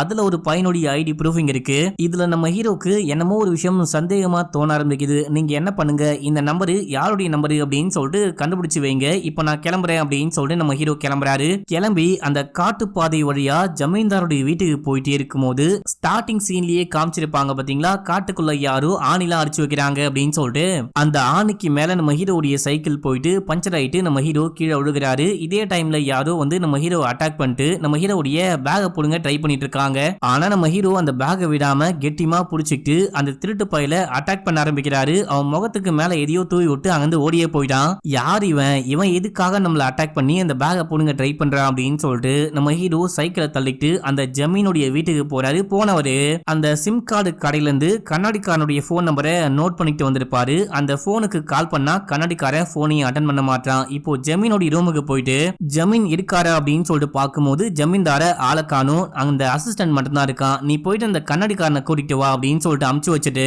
நம்ம ஹீரோ இந்த வீடு முழுக்க சர்ச் பண்ண ஆரம்பிக்கிறாரு. நமக்கு ஏதாவது கிடைக்குமா, இந்த ஜமீன்தாரு ஒரு மோசமான நம்பரு, கொஞ்சம் வில்லங்கமான நம்பரு அப்படின்னு சொல்லிட்டு நம்ம குரு சொல்லியிருப்பாரு. இவருடைய வீட்டுல இருந்து ஏதாவது கண்டுபிடிக்க முடியுமான்னு பார்க்கலாம் அப்படின்னு சொல்லிட்டு சர்ச் பண்ணி பார்க்கும்போது ஒரு டால 4-5 போனை கண்டுபிடிக்கிறாரு. இந்த ஒரே வீட்டுல எதுக்கு இத்தனை போனு அப்படின்னு சொல்லிட்டு நம்ம ஹீரோக்கு லைட்டா டவுட் வருது. அப்ப நம்ம ஹீரோ என்ன பண்றாரு அப்படின்னா அந்த முதல் விக்டிம்க்கு கால் பண்ணிருப்பாங்க பாத்தீங்களா, அந்த நம்பருக்கு இப்போ கால் பண்றாரு. கால் பண்ணா போனு இங்க ரிங் அடிக்க ஆரம்பிக்குது. அதுக்கப்புறம் ஜமீன்தார் நம்ம ஹீரோக்கு கால் பண்ணாரு பாத்தீங்களா, அந்த நம்பருக்கு போன் பண்ணி பார்க்கும்போது அந்த போன் இங்க தான் ரிங் அடிக்க ஆரம்பிக்குது. அடுத்து அந்த கண்ணாடிக்காரன் சிம் வாங்கினா அப்படின்னு சொல்லிட்டு சிம் கடையில இருந்து நம்பரை நோட் பண்ணிட்டு வந்தாரு பாத்தீங்களா, அந்த நம்பருக்கு கால் பண்ணா அந்த சிம்மும் இங்க தான் போன் அடிக்க ஆரம்பிக்குது. என்னடா நடக்குதுங்க, ஒண்ணுமே புரியலையே அப்படின்னு சொல்லிட்டு நம்ம ஹீரோ ஒண்ணுமே தெரியாத மாதிரி உட்கார்ந்து யோசிக்க ஆரம்பிக்கிறாரு. அப்பதான் நம்ம ஹீரோக்கு எல்லாமே புரியுது. இந்த ஜமீன்தார் தான் முதல்ல இறந்து போன அந்த 3 விக்டிம்ஸ்க்கும் கால் பண்ணிருக்காரு. அதுக்கப்புறம் தான் அந்த 3 பேரும் இறந்து போயிருக்காங்க. இங்க என்னமோ நடக்குது, இந்த ஜமீன்தார் தான் என்னமோ பண்றாரு போல அப்படின்னு சொல்லி யோசிக்கிறாரு. இதே டைம்ல அந்த அசிஸ்டன்ட் போயிட்டு கண்ணாடிக்காரனை கூட்டிட்டு வருவான் அப்படின்னு சொல்லிட்டு பார்த்தா ஜமீன்தாரை கூட்டிட்டு வந்துட்டு இருக்கான். நான் முதல்ல உங்ககிட்ட தான் பேசணும், வந்து உட்காருங்க அப்படின்னு சொல்லிட்டு பேச ஆரம்பிக்கிறாரு. ஜமீன்தார் வந்துட்டு அசிஸ்டன்ட்ட நீ இங்க இருந்து கிளம்பு, இப்போது கண்ணாடிக்காரனை கூட்டிட்டு வர வேணாம், அப்புறமேட்டுக்கா கூட்டு வந்தா போதும் அப்படின்னும் போது அவனும் வெளியே போறான். நம்ம ஹீரோ சொல்ல ஆரம்பிக்கிறாரு, செப்டம்பர்ல இந்த கொலையெல்லாம் நடக்க ஸ்டார்ட் ஆச்சு. செப்டம்பர், நவம்பர், டிசம்பர் அப்படின்னு சொல்லிட்டு ஒவ்வொரு மாசமும் ஒவ்வொரு கொலை அரங்கேறிச்சு. கரெக்டா டிசம்பர் மாசம் தான் நீங்க கையில வச்சிருந்த அந்த ட்ரெஷர் எங்க இருக்கு அப்படின்றதுக்கான மேப் காணாம போச்சு. அதுக்கப்புறமும் 2 பேர் இறந்து போறாங்க. கரெக்டா அப்படின்னு சொல்லிட்டு கேட்கும் போது கரெக்ட் அப்படின்னு சொல்லிட்டு ஜமீன்தார் சொல்றாரு. அந்த ட்ரெஷரோடைய அந்த மேப் காணாம போறதுக்கு முன்னாடியே 3 பேர் இறந்து போனாங்களே, அந்த 3 பேரும் உங்க வம்சத்தை சார்ந்தவங்க தான், உங்க வம்சாவளி தான் அப்படின்னு சொல்லிட்டு அந்த கொலைகாரன் எப்படி கண்டுபிடிச்சான் அப்படின்னு சொல்லிட்டு கேட்கும் போது அதை நீ தான் கண்டுபிடிக்கணும் அப்படின்னு சொல்றாரு. நான் கண்டுபிடிச்சிட்டேன். முதல்ல கொலை செய்யப்பட்ட அந்த 3 பேருக்கும் எவனோ ஒருத்தன் கால் பண்ணிருக்கான். அதுக்கப்புறம் தான் 3 பேரும் வெளியே போயிருக்காங்க, இறந்தும் போயிருக்காங்க. அவங்களுக்கு கால் பண்ணது வேற யாரும் கிடையாது, நீங்க தான், பாக்குறீங்களா அப்படின்னு சொல்லிட்டு நம்ம ஹீரோ போன் பண்ணும்போது ஜமீன்தாருடைய வீட்டுக்குள்ளேயே போனு ரிங் அடிக்க ஆரம்பிக்குது. ஆரம்பத்துல எனக்கு உங்க மேல டவுட்டே வரவே இல்லை. எப்ப டவுட் வந்துச்சு அப்படின்னா கவர்மெண்ட் உங்க லேண்டையும் அதுக்கப்புறம் இந்த வீட்டையும் எழுதி கொடுங்க அப்படின்னு சொல்லிட்டு கேட்டதுக்கு அப்புறமும் கூட நீங்க எழுதி கொடுக்காம இருந்தீங்க, அந்த விஷயத்த என்கிட்ட மறைச்சிருந்தீங்க இல்லையா, இந்த விஷயத்த இந்த ஆள் எதுக்கு மறைக்கிறேன் அப்படின்னு சொல்லிட்டு உங்க மேல சந்தேகப்பட்டு லைட்டா விசாரணையை இந்த பக்கம் திருப்பினா எல்லாமே புரிஞ்சு போச்சு. எதுக்காக அந்த 3 பேரை கொலை பண்ணீங்க அப்படின்னு சொல்லிட்டு கேட்கும் போது கரெக்ட் தான், நான் தான் அந்த 3 பேரை கொலை பண்ணேன். எங்கேயோ வந்த கவர்மெண்ட் எனக்கு சேர வேண்டிய சொத்து பத்து, எனக்கு சேர வேண்டிய அந்த ட்ரெஷர் வந்துட்டு எனக்கு வேணும் அப்படின்னு சொல்லிட்டு கேட்டா சும்மா எடுத்து கொடுக்க முடியுமா? அதுவும் எப்படியா, கவர்மெண்ட்டுக்கு பாதியா எனக்கு பாதியா, எனக்கு பாதி அப்படின்னு சொன்னா என்னுடைய சொந்தக்காரங்க இந்த சொத்து யாருக்கெல்லாம் போயிட்டு சேரணுமோ அவனுங்களாம் பங்கு கேட்பானுங்க. ஆளுக்கு கொஞ்சம் கொஞ்சம் பிச்சு கொடுத்துட்டு நான் என்ன கடைசியா போயிட்டு பிச்சை எடுக்கிறது? அதான் முதல்ல 1 by 1 கொலை பண்ணிடலாம், அதுக்கப்புறமா கவர்மெண்ட் கிட்ட பேசி ஆளுக்கு பாதி அப்படின்ற மாதிரி பங்கு போட்டுக்கலாம். அப்படியும் இல்ல அப்படின்னா எப்படியாச்சும் கேஸ்ல வின் பண்ணி இந்த மொத்த சொத்தையும் நான் ஆட்டைய போடலாம் அப்படின்னா இந்த எல்லா விஷயத்தையும் பண்ணேன். ஆனா முதல்ல இறந்து போன 3 பேரை மட்டும்தான் நான் கொலை பண்ணேன். அடுத்து இறந்து போன 2 பேரு எப்படி இறந்து போனாங்க, யாரு கொலை பண்ணா அப்படின்ற விஷயம் எனக்கு இது வரைக்கும் தெரியாது. அந்த கேஸை நீ தான் முடிக்கணும், கண்டுபிடிக்கணும். நான் எதுக்காக இந்த கேஸை உன்னுடைய குரு கிட்ட கொடுக்காம உங்ககிட்ட கொடுத்தேன் அப்படின்னா அவங்கிட்ட இந்த கேஸை கொடுத்தா 1 hourல என்ன விஷயம் அப்படின்னு சொல்லிட்டு கண்டுபிடிச்சு போலீஸ்க்கே கால் பண்ணி என்ன மாட்டி விட்டுருவான். ஆனா நீ அப்படி கிடையாது, நீ ஒரு பயந்தாங்கோலி, கையால் ஆகாதவ, சொல்லுவேன். முதல்ல இந்த கேஸை உனக்கு முடிக்கவே ரொம்ப நேரம் எடுத்திருக்கு. அது மட்டும் இல்லாம என்னெல்லாம் உன்னால போலீஸ்ல மாட்டி விடவே முடியாது. நீ என்ன பண்ணு, என்ன போலீஸ் கிட்ட மாட்டி விடணும், நான் பண்ணது தப்பு அப்படின்லாம் யோசிக்கிறத நிப்பாட்டிட்டு அந்த 2 கொலையை யாரு பண்ணா, அந்த கொலைகாரன் யாருன்னு போயிட்டு கண்டுபிடி அப்படின்னும் போது நம்ம ஹீரோ கோவமா கிளம்புறாரு. போனவரு திரும்பி வந்து, இங்க பாரு, இதுக்கப்புறமும் என்னால உன் கூட ஒர்க் பண்ண முடியாது. நீ ஒரு சரியான கொலைகாரன், உன் கூட நான் ஏன் ஒர்க் பண்ணும் அப்படின்னு சொல்லிட்டு கிளம்புறாரு. போயிட்டு இந்த ஜமீன்தாருடைய வீட்டுல தான் இப்ப நம்ம ஹீரோ ஸ்டே பண்ணிருக்காரு பாத்தீங்களா. அந்த திங்ஸ் எல்லாம் எடுத்து வச்சுக்கிட்டே இருக்கும் போது யாரோ பயங்கரமா கத்துறாங்க. என்ன சவுண்டு அப்படின்னு சொல்லிட்டு வெளியே வந்து பார்த்தா அந்த ஜமீன்தாரியே யாரோ கொலை பண்ணி போட்டு வச்சிருக்காங்க. சுத்தி முத்தி எல்லாரும் நின்னுட்டு வேடிக்கை பார்த்துட்டு இருக்காங்க. அந்த அசிஸ்டன்ட் பயங்கரமா உட்கார்ந்து அழுதுகிட்டு இருக்கான். ஆனா அந்த கண்ணாடிக்காரனுடைய பொண்டாட்டி இருக்காங்க பாத்தீங்களா, அவங்க மட்டும் விண்டோ பக்கமா அப்படியே எட்டி பார்த்துக்கிட்டு இருக்காங்க. இப்ப நம்ம ஹீரோ இங்க இருக்கிற யாரோ தான் கண்டிப்பா இந்த கொலையை பண்ணிருக்காங்க, அது யாரா இருக்கும் அப்படின்னு சொல்லிட்டு சுத்தி முத்தி பார்த்துட்டே இருக்கும் போது இங்க வந்துட்டு அந்த பேயை காமிக்கிறாங்க. அந்த பேயும் இந்த கொலையை பார்த்துட்டு அப்படியே அங்கிருந்து போகுது அப்படின்ற மாதிரி காமிச்சு இந்த எபிசோட முடிக்கிறாங்க. இப்ப அப்படியே 3வது எபிசோட ஸ்டார்டிங் சீன்லயே அந்த ஜமீன்தாருடைய வீட்டுல ஒரு மேஜிக் மேன் குடி இருக்கான் பாத்தீங்களா. அவன் வந்துட்டு கை கால் முழுக்க சங்கிலி கட்டிட்டு ஒரு தண்ணிக்குள்ள குதிக்கிறான். 1 நிமிஷம் ஆகுது, 2 நிமிஷம் ஆகுது, 3 நிமிஷம் ஆகுது. இவன் கண்டிப்பா இனத்துக்கு வெளியே வந்திருக்கணுமே, என்ன ஆளையே காணும் அப்படின்னு சொல்லிட்டு பொதுமக்கள் எல்லாம் பயப்படுறாங்க. அந்த டைவ் பண்ணிட்டு போவாங்க பாத்தீங்களா. இந்த மேஜிக் மேனை காப்பாத்தணும் அப்படின்னு சொல்லிட்டு அந்த டைவ் பண்றவங்க எல்லாம் குதிச்சு அவரை தேட ஆரம்பிக்கிறாங்க அப்படின்னு சொல்லிட்டு காமிச்சு இப்ப அப்படியே எங்க சீனை கட் பண்றாங்க. அந்த கிரைம் ஸ்பாட்ல காமிக்கிறாங்க. ஜமீன்தார் இறந்து போன ஸ்பாட்டுக்கு நம்ம பீமன் டீமோட வந்திருக்கான். அப்படியே சர்ச் பண்ண ஆரம்பிக்கிறான், ஏதாவது கிடைக்குமா அப்படின்னு சொல்லிட்டு பார்த்துட்டே இருக்கும்போது அங்க நம்ம ஹீரோ நிக்கிறாரு. உனக்கு இங்க என்ன வேலை அப்படின்னு சொல்லிட்டு கேட்க, இந்த ஊருக்குள்ள ஏதோ ஒரு பேய் சுத்திக்கிட்டு இருக்கான். அந்த பேய் வந்துட்டு சில விஷயங்களை ஆட்டைய போட்டுட்டு போகுது, சில பேரை குழப்பந்து அப்படின்னு வேற இந்த ஜமீன்தாரு பயந்தவரு என்ன கூப்பிட்டு இது என்ன விஷயம்னு கண்டுபிடிக்க சொன்னாரு. அதான் இந்த வீட்டுக்கு வந்த, நானும் நேத்து நைட்டு இதே வீட்டுல தான் இருந்தேன் அப்படின்னு சொல்லும் போது, நீ சொல்றது உண்மை, நான் எப்படி நம்பட்டும் அப்படின்னு சொல்லிட்டு கேட்க, நான் தான் சரி இவரை போயிட்டு கூட்டிட்டு வந்தேன், ஜமீன்தார் தான் இவரை போயிட்டு கூட்டிட்டு வர சொன்னாரு, இவர் தான் கேஸை விசாரிச்சாரு அப்படின்னு சொல்லிட்டு அந்த வேலைக்காரன் சொல்லிட்டு இருக்கான். இப்போ பீமனும் இங்க ஏதாவது கிடைக்குமா அப்படின்னு சொல்லிட்டு பார்த்துட்டு அதுக்கப்புறம் வீட்டுக்குள்ள போறாரு. இப்போ நம்ம ஹீரோ அந்த கிரைம் ஸ்பாட்டுக்குள்ள போயிட்டு ஏதாவது கிடைக்குமா அப்படின்னு சொல்லிட்டு பாக்குறாரு. இந்த கொலை எங்க நடந்திருக்கு அப்படின்னு சொல்லிட்டு பாத்தீங்கன்னா ஜமீன்தாருடைய வீட்டுக்கு பக்கத்திலேயே அந்த குடும்பத்தோடைய கோவில் ஒண்ணு இருக்கும். அந்த கோவிலுடைய வாசல்ல ஒரு சூலாயுதம் மாதிரி இருக்கு, அங்கதான் இறந்து கிடந்தாரு. இப்போ பீமன் வீட்டுக்குள்ள போயிட்டு அங்க குடியிருக்கிற எல்லார்கிட்டயும் விசாரிக்க ஆரம்பிக்கிறாரு. முதல்ல புட்லூன்னு ஒரு பையன், அந்த பையன் கிட்ட போயிட்டு நேத்து நைட்டு கொலை நடக்கும் போது நீ பாத்தியா,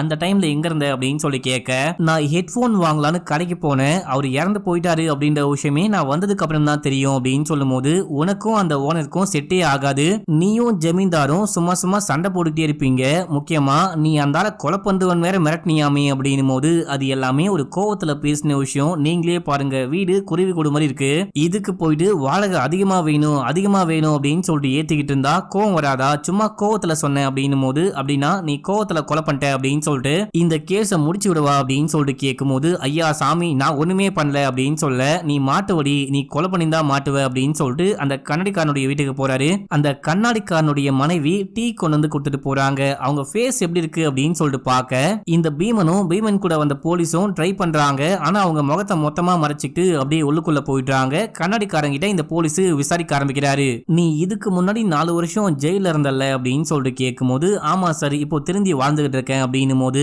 ஜமீன்தாரை யாரு கொலை பண்ணா, நீ ஏதாவது பாத்தியா, உனக்கு ஏதாவது தெரியுமா அப்படின்னு சொல்லிட்டு கேட்கும் போது, எனக்கு அந்த ஆள் கொலையை பத்திலாம் ஒண்ணுமே தெரியாது, ஆனா அந்த ஆளு நல்லவன் கிடையாது அப்படின்னு மட்டும் நல்லாவே தெரியும், வீட்டுக்கு வர வேலைக்கார பொண்ணை கூட சும்மா விடாம மேல கூட்டிட்டு போவானா பாத்துக்கோங்க, ஒரு மோசமான ஆளு அப்படின்னு சொல்லும் போது, பரவாயில்லையே அந்த ஜமீன்தாரு என்ன பண்றாரு ஏது பண்றாரு யார கனெக்ஷன்ல வச்சிருக்காரு அப்படின்ற வரைக்கும் பயங்கரமா தெரிஞ்சு வச்சிருக்க, ஒரு கொலைகாரன் வாடகைக்கு இருக்கிற வீட்டுல இன்னொரு கொலை நடக்குது அப்படின்னா உன் மேல்தான் போலீஸ் சந்தேகப்படும், பார்த்து இருந்துக்கோ, உன் மேல ஏதாவது எவிடன்ஸ் கிடைச்சா உன்னை விடமாட்டேன் அப்படின்னு சொல்லிட்டு போலீஸ் அங்கிருந்து கிளம்புறாரு. இப்போ நம்ம ஹீரோ என்ன பண்றாரு அப்படின்னா, இதுக்கு முன்னாடி இந்த போலீஸ்காரன் போயிட்டு ஒரு டெனன்ட் கிட்ட விசாரிக்கும் போதும் சரி, இப்போ இந்த கண்ணாடிக்காரங்க கிட்ட விசாரிக்கும் போதும் சரி, எல்லாத்தையுமே நோட் பண்ணிட்டு இருக்காரு நம்ம ஹீரோ. இந்த விஷயத்த பீமன் பார்த்துட்டு காண்டாயிட்டு அப்படியே முறைக்கும் போது நம்ம ஹீரோ ஒண்ணுமே பேசாம அங்கிருந்து கிளம்பிடுறாரு. அடுத்து பீமனும் அந்த கான்ஸ்டபிளும் சேர்ந்துட்டு அந்த மெஜிஷியனுடைய வீட்டுக்கு போறாங்க. இவரை காப்பாத்திட்டாங்க போல, இவர் இப்ப வீட்டுல தான் இருக்காரு. இவர்கிட்ட வந்து விசாரிக்க ஆரம்பிக்கிறாங்க. உன் பேர் என்ன, ஊர் என்ன, நீ எப்போ இங்க வந்த அப்படின்னு சொல்லிட்டு கேட்டுட்டே இருக்கும் போது இந்த மேஜிக் மேனுக்கு யாரோ கால் பண்றாங்க. இந்த காலை வந்துட்டு இந்த போலீஸ்காரன் தான் அட்டென்ட் பண்றான். அட்டென்ட் பண்ணி ஸ்பீக்கர்ல போட்டா கால் பண்ணவன் ஏதோ ஒரு கொலையை பத்தி பேசுறான், அதுக்கு காசு வாங்கிக்கோ அப்படின்னு சொல்லிட்டு பேசும்போது, மாட்னாண்டா பம்பரகட்ட மண்டையன் அப்படின்ற மாதிரி இந்த மெஜிஷியனை அப்படியே ஸ்டேஷனுக்கு பேக் பண்றாங்க. அடுத்து அந்த ஜமீன்தாருடைய வீட்டுக்கு போயிட்டு ஜமீன்தாருடைய வேலைக்காரனையும் அதுக்கப்புறம் வேலைக்காரமாவையும் மீட் பண்றாங்க. நீ எப்பத்துல இருந்து இங்க வேலை பாக்குற அப்படின்னு சொல்லிட்டு கேட்க, நான் கொஞ்ச நாளாவே வேலை பாக்குறேன் அப்படின்னு சொல்றாங்க. கரெக்டா எத்தனை மாசம் எத்தனை நாள் அப்படின்லாம் சொல்ல, கொஞ்ச நாளா அப்படின்னு சொல்றாங்க. உனக்கு எப்படி இங்க வேலை கிடைச்சது அப்படின்னு சொல்லிட்டு கேட்கும்போது, நான் தான் கூட்டிட்டு வந்தேன் அப்படின்னு சொல்லிட்டு அந்த வேலைக்காரன் ஜமீன்தாருடைய அசிஸ்டன்ட் இருக்கான் பாத்தீங்களா, அவன் சொல்றேன், என்னையா உன் மேல சந்தேகம் போக போக அதிகமாயிட்டே போயிட்டே இருக்கு. அந்த பிரைவேட் இன்வெஸ்டிகேட்டரை யாரு கூட்டிட்டு வந்தான்னு கேட்டா நீ தானு சொல்ற, வேலைக்காரியை யாரு கூட்டிட்டு வந்தான்னு கேட்டா நீ தானு சொல்ற, உன் மேல எனக்கு லைட்டா டவுட் வந்துட்டே இருக்கு, டவுட் கன்ஃபார்ம் ஆச்சு அப்படின்னா இப்படிலாம் உட்காந்துட்டு உங்க ரெண்டு பேர்கிட்ட பேசிட்டு இருக்கவே மாட்டேன், ரெண்டு பேரையும் ஸ்டேஷனுக்கு பேக் பண்ணுவேன் அப்படின்னு சொல்லிட்டு கிச்சன் பக்கமா போயிட்டு பார்க்கும்போது நான்வெஜ்லாம் குக் பண்ணி வச்சிருக்காங்க. இழவு வீட்டுல இந்த மாதிரி கவுச்லாம் சமைக்க மாட்டாங்களே, நீங்க என்ன குக் பண்ணி வச்சிருக்கீங்க அப்படின்னு சொல்லிட்டு கேட்கும்போது, நாங்க அந்த மாதிரி ரிச்சுவல்லாம் ஃபாலோ பண்ண மாட்டோம் அப்படின்னு சொல்லிட்டு அந்த பையன் சொல்றான். யோ கான்ஸ்டபிள், இங்க வா, அந்த டிஃபன் பாக்ஸை கையோட கொண்டு வா, இந்த எல்லா விஷயத்தையும் மொத்தமா பேக் பண்ணு, மத்தியானம் நம்ம லஞ்சா சாப்பிடலாம் அப்படின்னு சொல்லிட்டு பேக் பண்ண சொல்லிட்டு மொட்டை மாடியில என்ன இருக்குன்னு கேட்க, வெறும் மொட்டை மாடி மட்டும்தான் இருக்கு அப்படின்னு சொல்லும் போது, இப்போ இந்த போலீஸ்காரன் மொட்டை மாடியை போயிட்டு எல்லாரையும் கூப்பிட்டு யாரும் இந்த கேஸ் முடிகிற வரைக்கும் ஊரை விட்டு போக கூடாது அப்படின்னு சொல்லிட்டு கீழே வரான். இதே டைம்ல அந்த கான்ஸ்டபிளுக்கு யாரோ கால் பண்றாங்க. அந்த மேஜிக் மேன் ஏதோ கொலை அதுக்கப்புறம் பணம் அப்படின்ற மாதிரி கால் வந்துச்சு பாத்தீங்களா, அந்த காலை பத்தி விசாரிச்சிருப்பாரு போல. இப்போ அந்த கான்ஸ்டபிளுக்கு யாரோ கால் பண்ணி அது என்ன விஷயம் அப்படின்னு சொல்லிட்டு டீடைலா சொல்ல ஆரம்பிக்கிறாங்க. ஒரு ஊர்ல ஏதோ ரெண்டு நாய்கள் சேர்ந்துட்டு அந்த ஊர் மக்களை கடிச்சு கொதறிட்டு இருக்கான், நீ என்ன பண்ணு, உன்னுடைய மேஜிக்கால அந்த நாயை கொலை பண்ணு அப்படின்னு சொல்லிட்டு அந்த ஊருக்காரங்க கொஞ்சம் காசு கொடுத்துருப்பாங்க. இவன் வந்துட்டு அந்த நாய்களை மேஜிக்கால கொலையும் பண்ணிட்டு இருப்பான், பேலன்ஸ் காசு வாங்கிக்கோ அப்படின்னு சொல்லிட்டு கால் பண்ணிருப்பாங்க. அதுதான் இவங்க தப்பா புரிஞ்சுக்கிட்டாங்க போல. இப்போ இன்வெஸ்டிகேஷன் பண்ணி மொத்தமா கண்டுபிடிக்க கிணத்துக்குள்ள இருந்து அந்த மேஜிக் மேன் வெளியே வரான். வெளியே வந்தவன் ஒரு கத்திய பீமா மேல தூக்கி போடும்போது அந்த கத்திய பீமா பிடிக்கிறாரு, கத்தி உடனே பூவா மாறுது அப்படின்னு சொல்லிட்டு காமிக்கிறாங்க. டேய் இந்த வாட்டி தப்புச்சிட்ட தக்காளி, அடுத்த வாட்டி மாட்டு ஒடி அப்படின்னு சொல்லிட்டு அங்க இருந்து கிளம்புறாங்க. இந்த எல்லா விஷயத்தையும் நம்ம ஹீரோ நோட் பண்ணிருப்பாரு. அந்த போர்டுல வந்துட்டு எதையோ எழுதி வச்சுட்டு நம்ம ஹீரோ அங்க இருந்து கிளம்புறாரு அப்படின்னு சொல்லிட்டு காமிக்கிறாங்க. இப்ப அப்படியே அங்க சீனை கட் பண்ணி நம்ம ஹீரோவுடைய குருவை காமிக்கிறாங்க. ஒரு பூசாரி நம்ம குருக்கு ஃப்ரெண்டா இருப்பாரு. அந்த பூசாரியை நம்ம ஹீரோ கூட நல்லாவே தெரியும். அந்த பூசாரி குருக்கு கால் பண்ணி, இங்க அந்த ஜமீன்தாரை யாரோ கொலை பண்ணிட்டாங்க, இதுக்கப்புறமும் நம்ம ஹீரோக்கு இங்க எந்த வேலையும் கிடையாது, நம்ம ஹீரோ கிளம்பி அங்க வந்துருவாரு அப்படின்னு சொல்லும் போது, நீங்க ரொம்ப சந்தோஷமான விஷயம் சொல்லிருக்கீங்க அப்படின்னு சொல்லிட்டு இந்த குரு பொண்ணை கூப்பிட்டு இந்த விஷயத்த சொல்லி எப்படியோ அந்த பையன் கிளம்பி உடனே இங்க வர போறான் அப்படின்னு சொல்லும் போது இவங்க ஒரு மாதிரி மூஞ்ச வச்சுக்கிட்டு அப்படியே கீழே போறாங்க. ஏன் போறாங்க அப்படின்னு சொல்லிட்டு தெரியல. ஆனா நம்ம ஹீரோ வராரு அப்படின்ற விஷயம் தெரிஞ்சவனே குரு ரொம்ப ரொம்ப சந்தோஷமா இருக்காரு அப்படின்னு சொல்லிட்டு காமிக்கிறாங்க.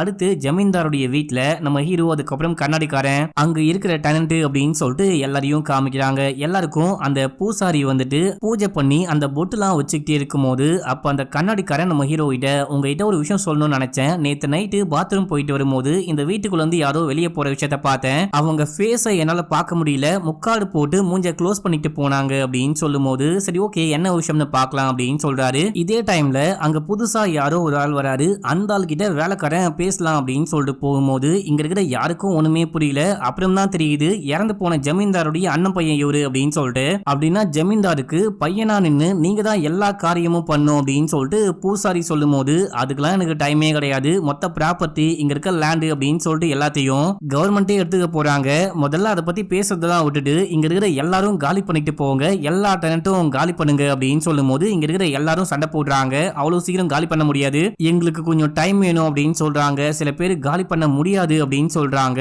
அப்ப நம்ம ஹீரோ குறுக்கால போயிட்டு போலீஸ் வந்து இங்க இருக்கிற யாரும் வெளியே போக கூடாது அப்படின்னு சொல்லியிருக்காங்க, அப்படி இருக்கும்போது நீங்க எப்படி காலி பண்ணிட்டு போங்கன்னு சொல்லலாம் அப்படின்னு சொல்லிட்டு கேட்க, முதல்ல நீ யாரா அப்படின்னு சொல்லிட்டு கேட்கும் போது, நான் ஒரு பிரைவேட் இன்வெஸ்டிகேட்டர், உங்க சித்தப்பா தான் என்ன இங்க வந்துட்டு ஒரு கேஸ் விஷயமா வர சொன்னாரு அப்படின்னு சொல்லும் போது இவன் அப்படியே செமையா சிரிக்க ஆரம்பிக்கிறான். இது எல்லாத்தையும் கேட்ட வேலைக்காரம்மா மொட்டை மாடிக்கு போயிட்டு, இங்க பாருங்க யாரும் இங்க இருந்து இப்போதைக்கு காலி பண்ணிட்டு போகணும் அப்படின்ற அவசியம் கிடையாது, இப்போதைக்கு எல்லாரும் இங்கே இருங்க அப்படின்னு சொல்ல, இத கேட்ட அந்த அண்ணன் பையன் செமையா காண்டாவறாரு. இதெல்லாம் சொல்ல நீ யாரு, இந்த வீட்டுடைய வேலைக்காரியா இருந்துட்டு உனக்கு எவ்வளவு திமிரு அப்படின்னு சொல்லிட்டு கேட்கும் போது, யாரு சொன்னா நான் வேலைக்காரி அப்படின்னு சொல்லிட்டு, நான் தாண்டா இந்த மொத்த சொத்துக்கும் சொந்தக்காரி, ஜமீன்தாருடைய பொண்டாட்டி அப்படின்னு சொல்லும் போது இங்க இருக்கிற எல்லாருக்கும் சரியான ஷாக்கு, எனது பொண்டாட்டியா அப்படின்னு சொல்லிட்டு கேட்க, அந்த வேலைக்காரனும் ஆமா அப்படின்னு சொல்றான், எனக்கு முன்னாடியே தெரியும் இவங்க தான் இந்த வீட்டுடைய எஜமானி அம்மா அப்படின்னு சொல்லிட்டு, இந்த விஷயத்த நானா பொறுமையா வெளியே சொல்ற வரைக்கும் நீங்க யார்ட்டையும் வெளியே சொல்லக்கூடாது அப்படின்னு சொல்லிட்டு ஜமீன்தாரு சொல்லி வச்சிருந்தாரு, அதனால தான் நானும் சொல்லவே இல்லை மேடமும் சொல்லவே இல்லை அப்படின்னு சொல்லிட்டு உள்ளுக்குள்ள போயிட்டு கல்யாணம் பண்ண டாக்குமெண்ட்லாம் கொண்டு வந்து காமிக்க, அது எல்லாமே அபிஷியல் டாக்குமெண்ட், இதுக்கப்புறம் இவங்களால ஒண்ணுமே பண்ண முடியாது, அந்த அண்ணன் பையனுக்கு என்ன என்ன பண்றது அப்படின்னே புரியல. சரி ஓகே, இது எல்லாமே எங்க ஃபேமிலி இஷ்யூ, நாங்களே பேசி ஒரு முடிவுக்கு வந்திருக்கோம், நீங்க எல்லாரும் இங்க இருந்து கிளம்புங்க அப்படின்னு சொல்லிட்டு இங்க பாருமா, நம்ம பேசி ஒரு முடிவு பண்ணிக்கலாம், நான் உனக்கு ஒரு 5 லட்சம் பணம் கொடுக்குறேன், அதை வாங்கிட்டு சொல்லாம கொள்ளாம இந்த ஊரை விட்டு ஓடி போயிடு அப்படின்னும் போது, எப்படி கோடான கோடி மதிப்பு கொண்ட இந்த மொத்த சொத்தையும் நீ ஆட்டைய போட்டுப்ப, வெறும் 5 லட்சம் பிச்சை காசு வாங்கி நான் கிளம்புவா, அதெல்லாம் வேலைக்கே ஆகாது, ஆளுக்கு பப்பாதி, இங்க எவ்வளவு கிடைக்குதோ அதுல பாதி பாதி பங்கு போட்டுக்கலாம் அப்படின்னா டீல் ஓகே, இல்லைன்னா என்னால இங்கிருந்து போக முடியாது அப்படின்னு சொல்லும் போது, நீ எப்படி போகாம இங்கே இருக்க நானும் பாக்குறேன் அப்படின்னு சொல்லிட்டு கடுப்பா வாங்க கிளம்புறான். இப்ப இந்த அண்ணன் பையன் அவனுடைய வீட்டுக்கு போயிட்டு யாருக்கோ கால் பண்ணி, நீ உடனே கிளம்பி ஷிகார்பூருக்கு வா, இங்க நிறைய பேரை கொலை பண்ண வேண்டியது இருக்கு, அவங்க எல்லாரையும் கொலை பண்ணி புதைப்பியோ எரிப்பியோ இது எல்லாமே உன்னுடைய இஷ்டம் தான் அப்படின்னு சொல்லிட்டு போனை கட் பண்றான். இப்ப அப்படியே எங்க சீன் கட் ஆகுது. நம்ம ஹீரோ போயிட்டு ஹீரோயினை மீட் பண்றாரு. அந்த வேலைக்காரி இருக்காங்க பாத்தீங்களா, அவங்க நான் பிரெக்னெண்டா இருக்கேன் அப்படின்னு வேற சொல்லிருப்பாங்க. இப்ப அங்க நடந்த எல்லா விஷயத்தையும் ஹீரோயின் கிட்ட சொல்லி, அந்த வேலைக்காரி மேல தான் எனக்கு டவுட்டா இருக்கு, என்னமோ அங்க நடக்குது, அந்த கீதா வந்துட்டு பொய் சொல்றா அப்படின்னு சொல்லிட்டு அந்த வேலைக்காரி தான் பொய் சொல்றா அப்படின்னு சொல்ல, எதை வச்சு அந்த வேலைக்காரி பொய் சொல்றான்னு சொல்ற அப்படின்னு சொல்லிட்டு கேட்கும் போது, அந்த வேலைக்காரனும் ஒன்னா இருந்த விஷயத்த நான் என் கண்ணால பார்த்தேன், அப்படி இருக்கும்போது எப்படி ஜமீன்தாருடைய பொண்டாட்டியா இந்த பொண்ணு இருக்க முடியும் அப்படின்னு சொல்லிட்டு கேட்கும் போது, உனக்கு டவுட் இருக்கு அப்படின்னா இந்த மாதிரி பண்ணு, கண்டிப்பா உண்மை வெளியே வரும் அப்படின்னு சொல்லிட்டு நம்ம ஹீரோயின் ஏதோ ஐடியா கொடுக்குறாங்க. அது என்ன விஷயம் அப்படின்னு சொல்லிட்டு போக போக உங்களுக்கு தெரியும். அடுத்து நம்ம ஹீரோ போயிட்டு அந்த வேலைக்காரியை மீட் பண்றாரு. வேலைக்காரனும் அங்க தான் இருக்காரு. அந்த வேலைக்காரங்கிட்ட நீ போயிட்டு அந்த டாக்குமெண்ட்லாம் கொண்டு வா, நான் கொஞ்சம் இந்த அம்மா கிட்ட பேசணும் அப்படின்னு சொல்ல, அவனும் வெளியே போறான். நம்ம ஹீரோ பேச ஆரம்பிக்கிறாரு. ஏமா, உங்க வயித்துல ஒரு குழந்தை வளருது அப்படின்னு சொன்னீங்க இல்லையா, இந்த குழந்தைய கூட அந்த பேய் கொலை பண்ண வாய்ப்பு இருக்கு அப்படின்னு சொல்லும் போது, என்ன சொல்றீங்க அப்படின்னு சொல்லிட்டு ஷாக் ஆகுறாங்க. ஆமா, அந்த ஜமீன்தார் சொன்ன கதையை சொல்லிட்டு அந்த தேவி விட்ட சாபத்தால இந்த ஜமீன்தாருடைய கடைசி வாரிசு வரைக்கும் இறந்து போயிடுவாங்க, அந்த பேய் கண்டிப்பா கொலை பண்ணாம விடாது, அவ்வளவுதான், நீங்க மாட்டினீங்க அப்படின்னு சொல்லும் போது இவங்க ஷாக் ஆகுறாங்க. அடுத்து அப்படியே அன்னைக்கு நைட்டு காமிக்கிறாங்க. அந்த பேய் கத்தியோட இந்த வேலைக்காரமாவை கொலை பண்ண வருது அப்படின்னு சொல்லிட்டு காமிக்கிறாங்க. இதை பார்த்து அந்த அம்மா செமையா கத்துறாங்க. என் வயித்துல வளர்ற குழந்தை அந்த ஜமீன்தாருடைய குழந்தையே கிடையாது, என்ன ஒன்னும் பண்ணாத அப்படின்னும் போது பார்த்தா நம்ம ஹீரோ முக்காடு போட்டுக்கிட்டு கத்தியோட பயமுறுத்த வந்திருக்காரு. அப்படின்னா நீ ஏன் போய் சொல்லிட்டு இருக்க அப்படின்னு சொல்லிட்டு கேட்கும் போது, கூடவே நம்ம ஹீரோயினும் வந்திருப்பாங்க. ஆக்சுவலா இது எல்லாமே நம்ம ஹீரோயினுடைய பிளானா இருக்கும், நீ இந்த மாதிரி பண்ணு உண்மையை கண்டுபிடிக்க முடியும் அப்படின்னு சொல்லிட்டு ஹீரோயின் தான் ஐடியா கொடுத்திருப்பாங்க. இப்ப இந்த வேலைக்காரியும் ஒரு பெரிய உண்மையை சொல்றாங்க. என்ன விஷயம் அப்படின்னா, இந்த வேலைக்காரனுடைய பொண்டாட்டி தான் இந்த வேலைக்காரி, நீ போயிட்டு ஏதாவது சின்ன பொண்ணை கூட்டிட்டு வா அப்படின்னு சொல்லிட்டு ஜமீன்தார் சொல்லிருப்பாரு. எதுக்காக அப்படின்னா வேலைக்காரியாவும் வச்சுக்கலாம் வீட்டுக்காரியாவும் வச்சுக்கலாம் அப்படின்னு சொல்லிட்டு ஜமீன்தார் பிளான் போடும்போது, இந்த வேலைக்காரியும் ஒரு பங்கமான பிளான் போட்டிருக்காங்க. எப்படியோ இந்த ஆளு குறிச்சுக்கிட்டே இருக்கான், சொந்தக்காரங்களும் செத்துக்கிட்டே இருக்காங்க, இந்த ஆளும் கூடிய சீக்கிரமா செத்து போயிடுவான். செத்து போனது அப்புறமா நம்ம பொண்டாட்டிக்கு சொத்துலாம் வரும், அந்த சொத்துல நம்மளும் பங்கு போட்டுக்கிட்டு ஜாலியா என்ஜாய் பண்ணலாம், சொத்து மொத்தத்துக்கும் அதிபதி ஆயிடலாம் அப்படின்னு சொல்லிட்டு இந்த வேலைக்காரன் போயிட்டு பொண்டாட்டியவே வேலைக்காரியா கூட்டிட்டு வந்து அந்த ஜமீன்தார் கூட பழக விட்டுருக்கான். ஆனா எனக்கும் அந்த ஜமீன்தாருக்கும் இது வரைக்கும் தப்பா எதுவுமே நடக்கவே இல்லை, சொல்ல போனா நான் பிரெக்னென்ட்டே கிடையாது அப்படின்னு சொல்லும் போது, அப்படின்னா எதுக்காக போய் சொல்லி சுத்திட்டு இருக்கீங்க, உண்மையை போயிட்டு மத்தவங்க முன்னாடி சொல்லுங்க அப்படின்னு சொல்லும் போது, சொன்னா ரொம்ப அசிங்கமா இருக்கும், எனக்குன்னு சொல்லிட்டு சுயமரியாதை கிடையாதா அப்படின்னு சொல்லிட்டு கேட்கும் போது ஹீரோயின் யோசிச்சுக்கிட்டே அப்படியே வெளியே போறாங்க. இப்ப நம்ம ஹீரோ இந்த பில்டிங்லயே ஒரு வீட்டுல ஸ்டே பண்ணியிருந்தாரு பாத்தீங்களா, அந்த வீட்டுக்கு போயிட்டு என்ன பண்ணலாம் அப்படின்னு சொல்லிட்டு யோசிக்கும் போது, அப்போ நம்ம ஹீரோயின் காட்டுக்குள்ள எதையோ பாக்குறாங்க. பார்த்தவங்க அங்க பாரு, காட்டுக்குள்ள யாரோ இருக்கிறாங்க பாரு அப்படின்னு சொல்லும் போது, நம்ம ஹீரோ உடனே லைட்டோட அங்க இருந்து கிளம்புறாரு. நீ போகாத அப்படின்னு சொல்லியும் கேட்காம கிளம்புறாரு. அங்க போயிட்டு பார்த்தா அந்த மேஜிக் மேன் இருக்கான் பாத்தீங்களா, அவன் தான் தண்ணி மேல நடக்கிற மாதிரி பிராக்டிஸ் எல்லாம் பண்ணிட்டு இருக்கான். அவன் திடீர்னு ஹீரோக்கு பின்னாடி வந்து பயமுறுத்த நம்ம ஹீரோ தண்ணிக்குள்ள விழுந்துட்டாரு. அவன் நம்ம ஹீரோவை காப்பாத்த ட்ரை பண்றான் அப்படின்னு சொல்லிட்டு காமிக்கிறாங்க. இதே டைம்ல நம்ம ஹீரோயின் அந்த ரூம்ல இருக்கும் போது இவங்களுக்கு ஏதோ சவுண்ட் கேக்குது, யாரோ நடந்து போற மாதிரி பார்த்துட்டு இவங்களும் லைட்டோட வெளியே வராங்க. அந்த பக்கம் அந்த மெஜிஷியன் நம்ம ஹீரோவை காப்பாத்திட்டான், நீ வந்துட்டு பெரிய பிரைவேட் டிடெக்டிவ் அப்படின்லாம் சொல்ற, ஆனா உனக்கு நீச்சல் கூட தெரியாதா அப்படின்னு சொல்லிட்டு கேட்கும் போது தெரியாது அப்படின்னு சொல்றாரு. இப்போ ஹீரோக்கு ஹீரோயின் கால் பண்றாங்க, எனக்கு ஒரே பயமா இருக்கு, இங்க யாரோ இருக்கிறாங்க, நீ உடனே கிளம்பி வா அப்படின்னு சொல்லும் போது, இதே டைம்ல அந்த வேலைக்காரி அவங்கள யாரோ கொலை பண்ணி மேல இருந்து தூக்கி போடுறாங்க. இந்த விஷயத்தை ஹீரோயின் பார்த்துட்டு செமையா ஷாக் ஆகுறாங்க. அந்த கொலைகாரன் ஒரு பயங்கரமான உருவம் மாதிரி மேல காமிக்கிறாங்க, பேய் மாதிரி காமிக்கிறாங்க. அந்த பேயை பார்த்து நம்ம ஹீரோயின் ஷாக் ஆகுறாங்க அப்படின்னு சொல்லிட்டு காமிச்சு இந்த எபிசோடையும் முடிக்கிறாங்க. இப்போ 4வது எபிசோடைய ஸ்டார்டிங் சீன்லயே அந்த வேலைக்காரமா மேல இருந்து கீழே விழுந்தாங்க. அந்த கொலைகாரன் கூட கொலை பண்ணி தூக்கி போட்டு போனா பாத்தீங்களா, அதுக்கப்புறம் அந்த கீதா உயிரோடு இருக்காங்க அப்படின்னு சொல்லிட்டு அவங்கள கூட்டிட்டு வந்து ஹாஸ்பிட்டல்ல அட்மிட் பண்ணி வச்சிருக்காங்க. கீதாவுடைய ஹஸ்பண்ட் அந்த வேலைக்காரன் உட்கார்ந்து உட்காந்து வெளியே அழுதுகிட்டு இருக்கான். நம்ம ஹீரோ போயிட்டு ஆறுதலா பேசும்போது, எல்லாத்துக்கும் நான் தான் காரணம், என் பொண்டாட்டிய தனியா விட்டு நான் போயிருக்க கூடாது, என் பொண்டாட்டி கூடவே இருந்திருக்கணும், எனக்கு எந்த சவுண்டுமே கேட்கல, ஏதாவது சத்தம் கேட்டிருந்தா கூட போயிட்டு காப்பாத்திருப்பேன் அப்படின்னு சொல்லும்போது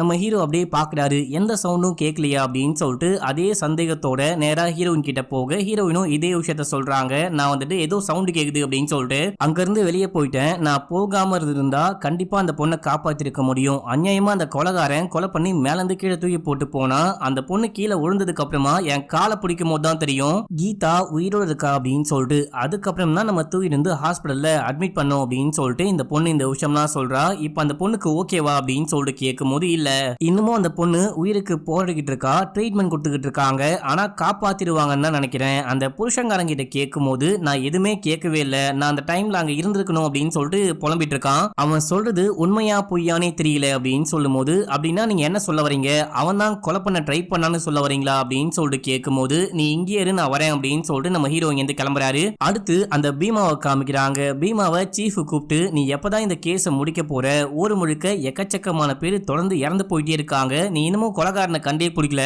அந்த ஜமீன்தார வேற யாரோ கொலை பண்ணிட்டாங்க அப்படின்னு சொல்லும் போது, இல்ல சார் எனக்கு ஒருத்த மேல டவுட் இருக்கு, ஆனா அவனுக்கு எதிராக சரியான ஆதாரமே கிடைக்கல அப்படின்னு சொல்லும் போது, அது யாரு அப்படின்னு சொல்லிட்டு கேட்கும் போது நம்ம ஹீரோன்னு சொல்றான், எதை வச்சு அவன் மேல டவுட் பண்ற அப்படின்னு சொல்லிட்டு கேட்கும் போது, இந்த ரெண்டு சம்பவமும் நடக்கும் போது அந்த பையன் அந்த வீட்டுல தான் இருந்தான், கண்டிப்பா அவனுக்கும் இந்த கொலைகளுக்கும் ஏதோ சம்பந்தம் இருக்குமோ அப்படின்னு சொல்லிட்டு எனக்கு தோணுது, எனக்கு ஒரு 3 நாள் மட்டும் டைம் கொடுங்க, இந்த கேஸை முடிக்கிறேன், அவனை பிடிக்கிறேன் அப்படின்னு சொல்லிட்டு கோமா பீமன் வெளியே போறான். இப்ப அப்படியே எங்க சீனை கட் பண்ணி அந்த ஜமீன்தாருடைய அண்ணன் பையனை காமிக்கிறாங்க. இவன் யாருக்கோ கால் பண்ணி, டேய் உன்னை போயிட்டு அந்த பொண்ணை கொலை பண்ணி போட்டு வாடா அப்படின்னா, என்ன காரியம் பண்ணி போட்டு வந்திருக்க, அந்த பொண்ணை தூக்கி போட்டியே, அவ செத்துட்டாளா இல்லையான்னு செக் பண்ண மாட்டியா, இப்ப பாரு அந்த பொண்ணு உயிர் பொழைச்சிட்டா, உன்கிட்ட போயிட்டு அந்த வேலையை கொடுத்தம் பாரு, நீ என்ன பண்ணு, முதல்ல போயிட்டு அந்த பொண்ணை மொத்தமா கொலை பண்ணு, அதுக்கப்புறம் தான் பேலன்ஸ் அமௌண்ட் கொடுப்பேன் அப்படின்னு சொல்ல, இப்பதான் நமக்கு புரியுது அங்க வந்து கொலை பண்ணது நார்மலா எல்லாத்தையும் கொலை பண்ணிட்டு இருக்க அந்த சீரியல் கில்லர் கிடையாது, இந்த அண்ணங்காரன் வச்ச ஆளு அப்படின்னு சொல்லிட்டு இப்ப அப்படியே எங்க சீனை கட் பண்ணி அந்த ஸ்ட்ரேஞ்சரை காமிக்கிறாங்க. அவன் கத்தியோட அந்த ஹாஸ்பிட்டலுக்குள்ள போக பாக்குறான், ஹாஸ்பிட்டல் வெளியே நிறைய பேர் இருக்காங்க அப்படின்னு சொல்லிட்டு பார்த்துட்டு அப்படியே அங்க இருந்து கிளம்பி போயிட்டான் அப்படின்னு சொல்லிட்டு காமிக்கிறாங்க. இப்ப அப்படியே எங்க சீனை கட் பண்ணி நம்ம ஹீரோயினையும் அந்த குருவையும் காமிக்கிறாங்க. நம்ம ஹீரோயின் சோகமா உட்கார்ந்துட்டு இருக்கும் போது, நீ ஏமா சோகமா உட்கார்ந்துட்டு இருக்க, அந்த பொண்ணுக்கு அப்படி அடிபடணும், யாரோ வந்து கொலை பண்ணணும் அப்படின்னு சொல்லிட்டு தலையில எழுதிருக்கு, எல்லாம் விதி, அதை பத்தி நீ கவலைப்படாத, எப்பயாச்சும் பார்க்கணும் அப்படின்னு சொல்லிட்டு தோணுச்சுன்னா போயிட்டு பார்த்துட்டு வா, நீ கவலையே படாத, அந்த பொண்ணுக்கு ஒன்னும் ஆகாது, ஆனா என்னுடைய கவலை எல்லாமே ஹீரோவை பத்தி தான், அவனுக்கு ஒன்னும் ஆகாம இருக்கணும், காசப்பட்டு இன்வெஸ்டிகேஷன் பண்றேன் அப்படின்னு சொல்லிட்டு போயிட்டு பெரிய பிரச்சனை மாட்டிக்காம இருக்கணும் அப்படின்னு சொல்லிட்டே இருக்கும்போது அங்க ஹீரோயினுடைய அம்மா வராங்க. ஒரு முக்கியமான விஷயம் இங்க வந்து பாருங்க அப்படின்னு சொல்லிட்டு கூட்டிட்டு போனா ஊர் மக்கள்லாம் சேர்ந்துட்டு நம்ம ஹீரோ கிட்ட அந்த பேய பிடிங்க அப்படின்னு சொல்லிட்டு கேஸ கொடுத்திருப்பாங்க. நம்ம ஹீரோ கேஸ முடிக்கல அப்படின்னு சொல்லிட்டு ஹீரோவுடைய கடையவே காலி பண்ணி இங்க தூக்கிட்டு வந்துட்டாங்க. இத பார்த்து அம்மா ரொம்ப சந்தோஷப்படும் போது, இத பார்த்து ஏன் சந்தோஷப்படுற, உனக்கு கொஞ்சம் கூட அறிவே கிடையாதா அப்படின்னு சொல்லிட்டு இந்த குரு திட்டிக்கிட்டு இருக்காரு. அடுத்து நம்ம ஹீரோவை காமிக்கிறாங்க. நம்ம ஹீரோ அந்த ஜமீன்தாருடைய வீட்டுக்கு போயிட்டு ஆக்சுவலா கீதாவை யார் தான் கொலை பண்ண ட்ரை பண்ணிருப்பா அப்படின்னு சொல்லிட்டு அப்படியே இமேஜினேஷன்ல விசாரிக்க ஆரம்பிக்கிறாரு. முதல்ல அந்த ஜமீன்தாருடைய அண்ணன் பையன் இவன் தான் கொலை பண்ணிருக்க வாய்ப்பு இருக்கோ அப்படின்னு சொல்லிட்டு யோசிக்கும் போது, இவன் பணத்துக்காக இந்த ப்ராப்பர்ட்டிக்காக தான் கொலை பண்ண போறான் அப்படின்னா, முதல்ல அந்த கவர்மெண்ட்ல வேலை செய்யக்கூடிய அந்த நபரை கொலை பண்ணிருக்கணும், அந்த நபர் மூலியமா தான் இந்த ப்ராப்பர்ட்டியை கவர்மெண்ட் எடுத்துக்க போறாங்க அப்படின்னு சொல்லிட்டு ஒரு பேச்சு போயிட்டு இருக்கும் போது, இவன் எதுக்காக முதல்ல கீதாவை கொலை பண்ணும், மேபி இவன் கூட கொலை பண்ணிருக்க வாய்ப்பு இருக்கு, ஆனா இவன் அப்புறமேட்டுக்கா பாத்துக்கலாம், அதுக்கப்புறம் அந்த மெஜிஷியன் அவன் கூட கொலை பண்ணிருக்க வாய்ப்பு இருக்கு அப்படின்னு சொல்லிட்டு பார்க்கும்போது, இவன் எதுக்காக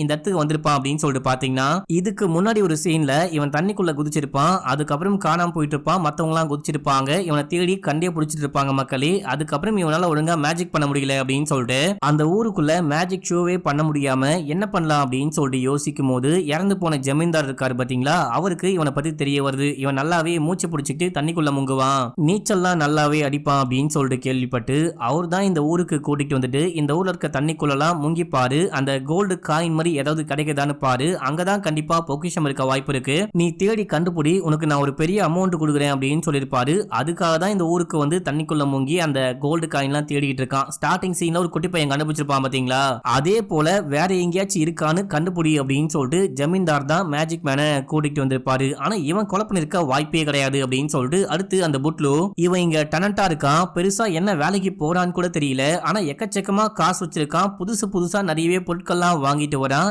இவனுக்கும் கொலைக்கும் ஏதோ சம்பந்தம் இருக்குமோ அப்படின்னு சொல்லிட்டு யோசிக்கிறாரு. அடுத்து அந்த புருஷன் முன்னாடி இவங்க இவங்க கூட கொலை பண்ணிருப்பாங்களோ, இவங்களுமே சஸ்பெக்ட் லிஸ்ட்ல இருக்காங்க அப்படின்னு சொல்லிட்டு சேர்த்துக்கிறாரு. கடைசியா அந்த புருஷன் ஒருவேளை இவனே பொண்டாட்டியை கொலை பண்ண ட்ரை பண்ணிருப்பானோ அப்படின்னு சொல்லிட்டு யோசிக்கும் போது அதுக்கு வாய்ப்பே கிடையாது. அந்த பொண்ணு இருக்கிற வரைக்கும் தான் இவனுக்கு அந்த சொத்துல கொஞ்சம் பங்கு கிடைக்கும், அதை அனுபவிக்க முடியும். பொண்டாட்டியை கொலை பண்ணிட்டா பொண்டாட்டிக்கே பங்கு கிடைக்காது, அப்ப எப்படி இவன் அனுபவிக்க முடியும்? கண்டிப்பா இவன் பண்ணிருக்க வாய்ப்பு கிடையாது. இருந்தாலும் பார்ப்போம் அப்படின்னு சொல்லிட்டு இந்த மர்மமான உருவம் இந்த ஊருக்குள்ள சுத்திக்கிட்டு இருக்கு இல்லையா, அந்த பேய் உருவம் யாரு, ஒருவேளை அந்த பேய் உருவம் வந்து கொலை பண்ணிருக்குமோ அப்படின்னு சொல்லிட்டு அதையும் யோசிக்கிறாரு அப்படின்னு சொல்லிட்டு காமிக்கிறாங்க. இப்ப அப்படியே சீன் கட்டாது. நம்ம ஹீரோ இந்த ஜமீன்தாருடைய வீட்டுல இருந்து ஒரு பெட்டி எடுத்துக்கிட்டு அந்த குருவுடைய வீட்டுக்கு போறாரு. அந்த குருவும் குருவுடைய ஃபேமிலியும் பொட்டியை தரக ட்ரை பண்றாங்க. அப்ப குருவுடைய மனைவி, தம்பி நீ போயிட்டு ஏதோ வேலை பாக்குற, பொட்டிலாம் தூக்கிட்டு வர, அங்க பாரு உன்னுடைய பொட்டி படுகையெல்லாம் தூக்கி வந்து போட்டு போயிட்டாங்க, நீ வந்துட்டு அந்த கேஸை ஒழுங்கா முடிக்கல அப்படின்னு சொல்லிட்டு கடையவே காலி பண்ணி போட்டு போயிட்டாங்க, இதுக்கப்புறம் என்ன பண்ண போற அப்படின்னு சொல்லும் போது குருவும் பேச ஆரம்பிக்கிறாரு. இங்க பாரு, நான் தான் அதுக்கான கிரேட் எக்ஸாம்பிள், நான் இன்வெஸ்டிகேஷன் பண்ண போறேன், ஒரு பெரிய பணம் சம்பாதிக்க போறேன் அப்படின்னு சொல்லிட்டு போயிட்டு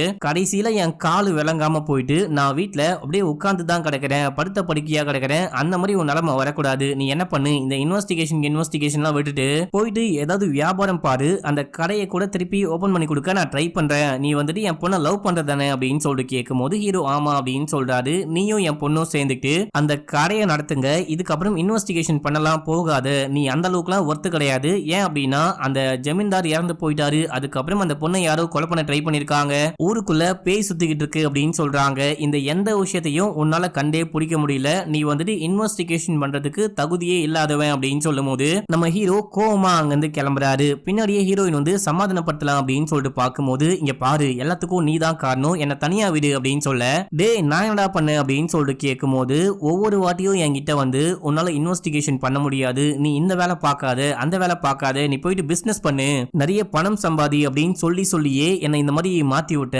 இதுக்கப்புறம் என்ன பண்ணும் அப்படின்னு சொல்லிட்டு எனக்கு தெரியும், உன் வேலையை நீ பாத்துக்கோ, என் வேலையை நான் பாத்துக்கிறேன் அப்படின்னு சொல்லிட்டு ஹீரோ கிளம்பிட்டாரு. கிளம்புனவரு ஜமீன்தாருடைய வீட்டுக்கு போறாரு. நம்ம ஹீரோ வீட்டுக்குள்ள வராரு அப்படின்ற விஷயம் அங்க கேமரால ரெக்கார்ட் ஆகுது அப்படின்னு சொல்லிட்டு காமிக்கிறாங்க.